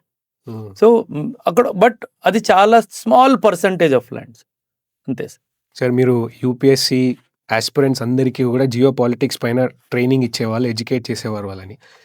ఒక గవర్నమెంట్ ఎగ్జామ్కి చాలా లిమిటెడ్ సీట్స్ ఉంటాయి. ఫర్ ఎగ్జాంపుల్ ఐఏఎస్, ఐపీఎస్ క్యాడర్లో యూపీఎస్సీ ఎంట్రన్స్ ఎగ్జామినేషన్లోనే 13-14 లక్షల మంది ఎగ్జామ్ ఇస్తారు. అంతమందికి రావు.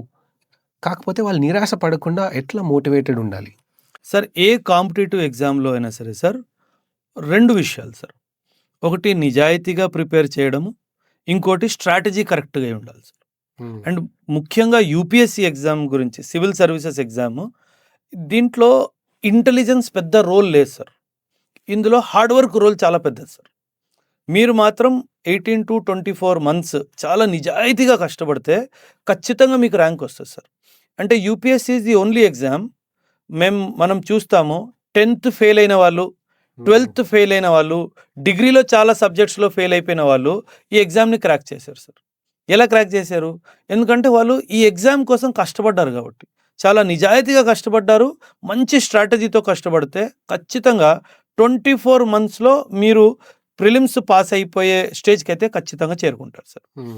కాకపోతే ఇది 24 మంత్స్ కాబట్టి 24 months is not a small duration sir. And Indian societal mind set ఎలా అంటే గ్రాడ్యుయేషన్ అయిపోయిన వెంటనే ఉద్యోగం ఎప్పుడు, సంపాదన ఎప్పుడు, పెళ్ళెప్పుడు, పిల్లలు ఎప్పుడు. మీరు దీనికి విరుద్ధంగా వెళ్తున్నారు కాబట్టి సొసైటల్ ప్రెషర్ చాలా వస్తుంది. సో ఆ ప్రెషర్ని తట్టుకునేటట్టు మీరు మీ పర్సనాలిటీని మౌల్డ్ చేసుకోవాలి. అప్పుడు ఖచ్చితంగా ఒక 2.5 years మీరు కూర్చుంటే గట్టిగా 100% రిజల్ట్ వస్తుంది. అంటే this is my 14th year into UPSC as a tutor, as a teacher sir. నేను 0 to hero చూశాను సార్. అంటే ఒక అబ్బాయి విలేజ్ నుంచి రావడం అసలు ఏమీ రాదు, మాట్లాడే తీరు లేదు, ఆలోచించే తీరు లేదు, బట్టలు వేసుకునే తీరు లేదు, రాసుకునే తీరు లేదు, ఏమీ లేదు. అలాంటి వాళ్ళు ఐఏఎస్ అయ్యి ఇంటికి వెళ్ళడం నేను చూశాను. గోల్డ్ మెడలిస్టులు, number 1 in education, superb communication skills, మంచి ఫ్యామిలీ బ్యాక్గ్రౌండ్, 0 అయి కూడా వెళ్ళడం నేను చూశాను. సో ఆ అబ్బాయి అమ్మాయి హీరో ఎందుకు అయ్యారు, ఈ అబ్బాయి అమ్మాయి 0 ఎందుకు అయ్యారు, ఇది ప్రశ్న సార్. ఇక్కడ నిజాయితీ మిస్ అయింది, ఇక్కడ సరైన స్ట్రాటజీ మిస్ అయింది. నేను గోల్డ్ మెడలిస్ట్ని 3 నెలలు కూర్చుంటే వచ్చేస్తుంది, రాదు. అది ఖచ్చితంగా వాడికేంటి భయం, నేను దీన్ని తప్పితే ఇంకేం చేయలేను, నాకు ఇదే కావాలి. వాడు పగలు రాత్రి పట్టుకొని కూర్చుంటాడు. సో ఖచ్చితంగా వాడు గెలుస్తాడు. సో మీరు నిజాయితీగా ఉండి సరైన స్ట్రాటజీ, మంచి మెంటర్ మీకుంటే, మంచి గురువు మీకుంటే ఖచ్చితంగా పాస్ అవుతారు. యూపీఎస్సీలో సార్ ఏ కాంపిటేటివ్ ఎగ్జామ్, యూపీఎస్సీయే కాదు, నేను చాలా డిఫెన్స్ సర్వీసెస్ ఎగ్జామ్స్ కూడా ప్రిపేర్ చేస్తాను సార్. సిడిఎస్ కానీ, ఎన్డీఏ కానీ, సైనిక్ స్కూల్ ఎగ్జామ్స్ జరుగుతాయి, వాటికి కూడా ప్రిపరేషన్ చేస్తాను. నేను ఒకటే గమనించాను సార్, ఏ కాంపిటేటివ్ ఎగ్జామ్స్లో కూడా మనము ఒక ఇంటెలిజెన్స్ లెవెల్ని పెంచుకోవడానికి ప్రయత్నించాలి సార్. అంటే మనం ఉన్న స్థాయి నుంచి ఇంకా పైకి వెళ్ళడానికి మనం ప్రయత్నించాలి.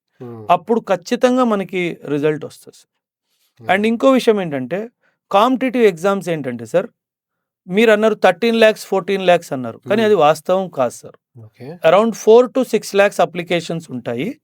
అండ్ ఈ 4 to 6 lakhsలో కూడా సివిల్ సర్వీసెస్లో సీరియస్ 80,000 to 1,20,000. మిగతా వాళ్ళందరూ టైం పాస్. ఎలా అంటే కొన్ని ప్రాంతాల్లో యూపీ, బీహార్ ఆ బెల్ట్లో యూపీఎస్సీకి ప్రిపేర్ అవుతున్నాడు అంటే వాడికి కట్నం ఎక్కువ వస్తుంది, ప్రిపేర్ అవుతున్నాడు అంటే. సో అది ఒక సోషల్ స్టేటస్ సింబల్ అయిపోయింది. అది సోషల్ స్టేటస్ సింబల్ అయిపోయింది కాబట్టి ఎక్కువ అప్లికేషన్స్ వస్తాయి, అందులో సీరియస్ ప్రిపరేషన్ పెద్దగా ఉండదు. సో భయపడాల్సిన అవసరమే లేదు. మీరు ఖచ్చితంగా నిజాయితీగా చదువుతాను అంటే మీరు పాస్ అవుతారు. అండ్ ఇంకో విషయం ఏంటంటే సార్, యూపీఎస్సీ సివిల్ సర్వీసెస్లో షార్ట్ కట్ లేదు సార్. మీరు షార్ట్ కట్ ఎత్తుక్కోవద్దు. ఎవరైనా ఇది షార్ట్ కట్ అని చెప్తే వాళ్ళ ఉద్దేశం ఒకటే సార్, మిమ్మల్ని డైవర్ట్ చేయడం. సో షార్ట్ కట్ వెతుక్కోవద్దు. ఒక పుస్తకాన్ని ఇలా చదవాలంటే దాన్ని అలాగే చదవాలి, నువ్వే చదవాలి. రెడీమేడ్ నోట్స్ తీసుకొని నేను చదివేసి పాస్ అయిపోతానంటే అది అవ్వదు సార్, అది జరగదు sir. So that is how you have to have a proper strategy for it. So అందుకే టైం పడుతుంది. చాలా మంది మధ్యలో వదిలేస్తారు, ఎందుకంటే వాళ్ళు ఇంకేదో అనుకొని వస్తారు, అది ఇంకేదో వెళ్తుంది బయటికి. సో బట్ సార్ ఒక్కసారి మీరు పాస్ అయ్యారంటే సార్ మీ 7 తరాలు మిమ్మల్ని గుర్తుపెట్టుకుంటారు. ఎందుకంటే మీరు మీరు మీ ఫ్యామిలీని అట్లా పైకి తీసుకెళ్ళిపోతారు. 7 generations. ఇప్పుడు నేను మిమ్మల్ని మీ గ్రాండ్ ఫాదర్ పేరు అడిగితే మీరు చెప్పగలుగుతారేమో, గ్రేట్ గ్రాండ్ ఫాదర్ అనగానే మీకు తెలియదు అనేసి. Maybe great great grand father అంటే సారీ సార్ తెలియదంట. కానీ నువ్వు ఐఏఎస్ ఐపీఎస్ అయితే మాత్రం నీ 7 తరాలు నీ పేరు గుర్తుపెట్టు. డబ్బు కాదు, హోదా, సొసైటీలో ఒక హోదా, ఆ హోదా వచ్చేస్తుంది. సో అందుకే bureaucracy is a gateway to aristocracy అంటారు sir. Bureaucracy is a gateway to aristocracy. Aristocracy అంటే సమాజంలో పలుకుబడి, బ్యూరోక్రసీ ద్వారా నువ్వు అరిస్టోక్రసీలోకి వెళ్ళిపోతావు. That is how bureaucracy is great sir. And మీ లైఫ్లో మీకు దొరికిన బెస్ట్ అడ్వైస్, అంటే మీ లైఫ్ 2 విధాలుగా before army and after army అని చెప్పొచ్చు. ఆర్మీలో ఉండేటప్పుడు మీకు దొరికిన బెస్ట్ అడ్వైస్ ఏంటి, తర్వాత దొరికిన బెస్ట్ అడ్వైస్? ఆర్మీలో నాకు ఒక బెస్ట్ అడ్వైజ్ ఏంటంటే సార్, నాకు జోష్ ఎక్కువ. ఒక్కొక్కసారి ఆ జోష్ ఎక్కువలో you risk your self too much. Okay. So నా సీనియర్ సబల్టన్ అంటారు సార్ ఆర్మీలో. నా సీనియర్ ఒకటే మాట నాకు నేర్పించాడు సార్, వేరే bullet can go, you need not go అన్నాడు సార్. చాలా డెప్త్ ఉంది అందులో. అంటే ఎక్కడైతే నువ్వు బుల్లెట్ పంపించి వాడిని చంపేయచ్చు, టెర్రరిస్ట్ అయిన ఎవరైనా, నువ్వు అక్కడ వెళ్ళాల్సిన అవసరం లేదు. ఎక్కడైతే బుల్లెట్ వెళ్ళలేదో అక్కడ నువ్వు వెళ్ళు. నేనేదో వెళ్ళిపోయేవాడిని అనమాట. So it's like no need, don't risk your life. చావడానికి వచ్చింది వాడు, మనం కాదు. వాడు చావడానికి వచ్చాడు, వాడిని చంపాలి, మనం చచ్చిపోకూడదు. So you have to save yourself, your troops, at the same time don't let him go. So వేరే bullet can go, you need not go. So that was the biggest advice I got in my army service sir. UPSC civil సర్వీసెస్లో నాకు వచ్చిన advice ఏంటంటే sir, first previous year question papers చూడు. Okay. వాళ్ళు ఎలాంటి questions అడుగుతున్నారో దాన్ని బట్టి నీ ప్రిపరేషన్ని డిజైన్ చేసుకో. నేను ఒక ఆల్మోస్ట్ 11-12 months అసలు డైరెక్షన్లెస్ ప్రిపరేషన్ సార్. సో నాకు ఒక అంటే అన్న అనేవాడిని సార్, సార్ అన్నను అన్న అనేవాడిని. అన్న was writing for some years. అన్న ఒకటే మాట అన్నాడు, నన్ను ప్రకాష్ అని పిలిచేవాడు సార్. నా పూర్తి పేరు సంత్ ప్రకాష్. సో ప్రకాష్, ఏ కామ్ కర్, యూ డోంట్ స్టడీ ర్యాండమ్లీ. నేను ఎలా అంటే సార్, టేబుల్ మీద ఏ బుక్ పెట్టుంటే ఆ బుక్ ఓపెన్ చేసి చదవడం స్టార్ట్ చేసేవాడిని. అలా కాదు, ఒకరోజు పడుకునే ముందు డైరీలో రాసుకో, రేపు ఏం చదవాలి. అప్పుడు ఒక స్ట్రీమ్ లైన్డ్ వేలో నీ ప్రిపరేషన్ పోతుంది. అండ్ ఫస్ట్ పీవైకి చూడు, ప్రీవియస్ ఇయర్ క్వశ్చన్ పేపర్స్ చూడు, వాళ్ళు ఎటువంటి క్వశ్చన్లు అడుగుతున్నారు దాన్ని బట్టి నీ ప్రిపరేషన్ చేసుకో. So this was the golden advice that I received. Okay, almost towards the end of the podcast వస్తున్నాం sir. On an ending note వ్యూవర్స్కి ఏం చెప్పాలనుకుంటున్నారు? Nothing is impossible sir. నీకు ప్రైమ్ మినిస్టర్ అవ్వాలి అన్న కోరిక ఉంటే అది అవుతుంది. You plan for it, execute it proper. నీకు ఒక మంచి బిజినెస్ మ్యాన్ అవ్వాలని కోరిక ఉంది, అది అవుతుంది. 1 dayలో అయిపోదు, 2 daysలో అయిపోదు. It will take time. చాలా లాసెస్ వస్తాయి, నువ్వు ఓడిపోతావు, మళ్ళీ లేస్తావు, మళ్ళీ చేస్తావు. మీకు ఫర్ ఎగ్జాంపుల్ సార్, మా నాన్న ఒక్క మాట చెప్పేవాడు సార్, నువ్వేం కావాలి అని అనుకొని కోరుకుంటున్నావో ఒక 1000 days 3 సంవత్సరాలు దాని మీద ఇన్వెస్ట్మెంట్ చేయి, దాని మీద పని చేయి. You will definitely become what you want to become. Nobody can stop. ఆ 1000 days మాత్రము 100% నిజాయితీగా ఆ ప్రయత్నం చేయి. సో పిల్లలు స్పోర్ట్స్ అవనివ్వండి, ఏదైనా ఆర్ట్ ఫీల్డ్ అవనివ్వండి, సినిమా అవనివ్వండి, ఏదైనా అవనివ్వండి, ఆర్ ఎడ్యుకేషన్ కాంపిటీషన్ ఫీల్డ్ అవనివ్వండి, పొలిటికల్ ఫీల్డ్ అవనివ్వండి, మీరు dream big, don't dream small. నాకు ఒక ఇల్లు కావాలి, నేను ఒక భూమి కొనుక్కోవాలి, అది కాదు.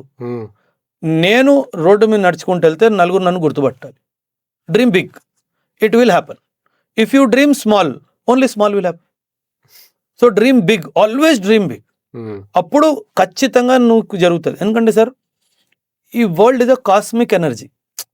అంటే నీ కోరిక చిన్నదైనప్పుడు దేవుడు పెద్దవరం ఎలా ఇస్తాడు సార్? నీ కోరిక పెద్దదై ఉండాలి, ఖచ్చితంగా దేవుడు నీకు పెద్దవరమే ఇస్తాడు. ఎప్పుడు ఇస్తాడు? నువ్వు నిజాయితీగా. ఇప్పుడు ఒక కాంపిటేటివ్ ఎగ్జామ్కి నేను ప్రిపేర్ అవుతున్నాను, రాత్రి 3 అవుతుంది, నేను కూర్చొని చదువుకుంటున్నాను. నా కాంపిటీటర్ ఏమో 11 గంటలు పడుకుని పోయాడు. The nature will bless home, నన్నే బ్లెస్ చేస్తుంది కదా సార్. సో అందుకే చెప్పా, 1000 రోజులు 100% నిజాయితీ and 100% hard work. Don't escape from hard work. ఒక క్లోజింగ్ లైన్ చెప్తాను సార్. మనం ఏం చేస్తామంటే సార్, మన బాడీకి కంఫర్ట్ ఇస్తాము, మైండ్కి స్ట్రెస్ ఇస్తాం. ఓకే, చేయాల్సింది ఉల్టా సార్. మైండ్కి రెస్ట్ ఇవ్వాలి, బాడీకి పని ఇవ్వాలి. మనం ఉల్టా చేస్తాం. ఈ బాడీకి నువ్వు ఎంత పని చెప్తే అంత పని చేస్తా సార్. మైండ్ని ఎంత ఫ్రీ ఇస్తే అంత నీ మైండ్ బాగా పనిచేస్తుంది సార్. మనం మైండ్కి స్ట్రెస్ ఇస్తాం, బాడీకి కంఫర్ట్ ఇస్తాం. అది ఉల్టా చేయండి, మీ లైఫ్ మరి. Thanks sir. మీతో కూర్చుంటే మళ్ళీ ఇంకా ఆర్మీది కూడా మాట్లాడాలనిపిస్తుంటుంది, but it's a never ending story మీ గురించి. Thanks for coming sir. Thank you very much sir. Thank you very much.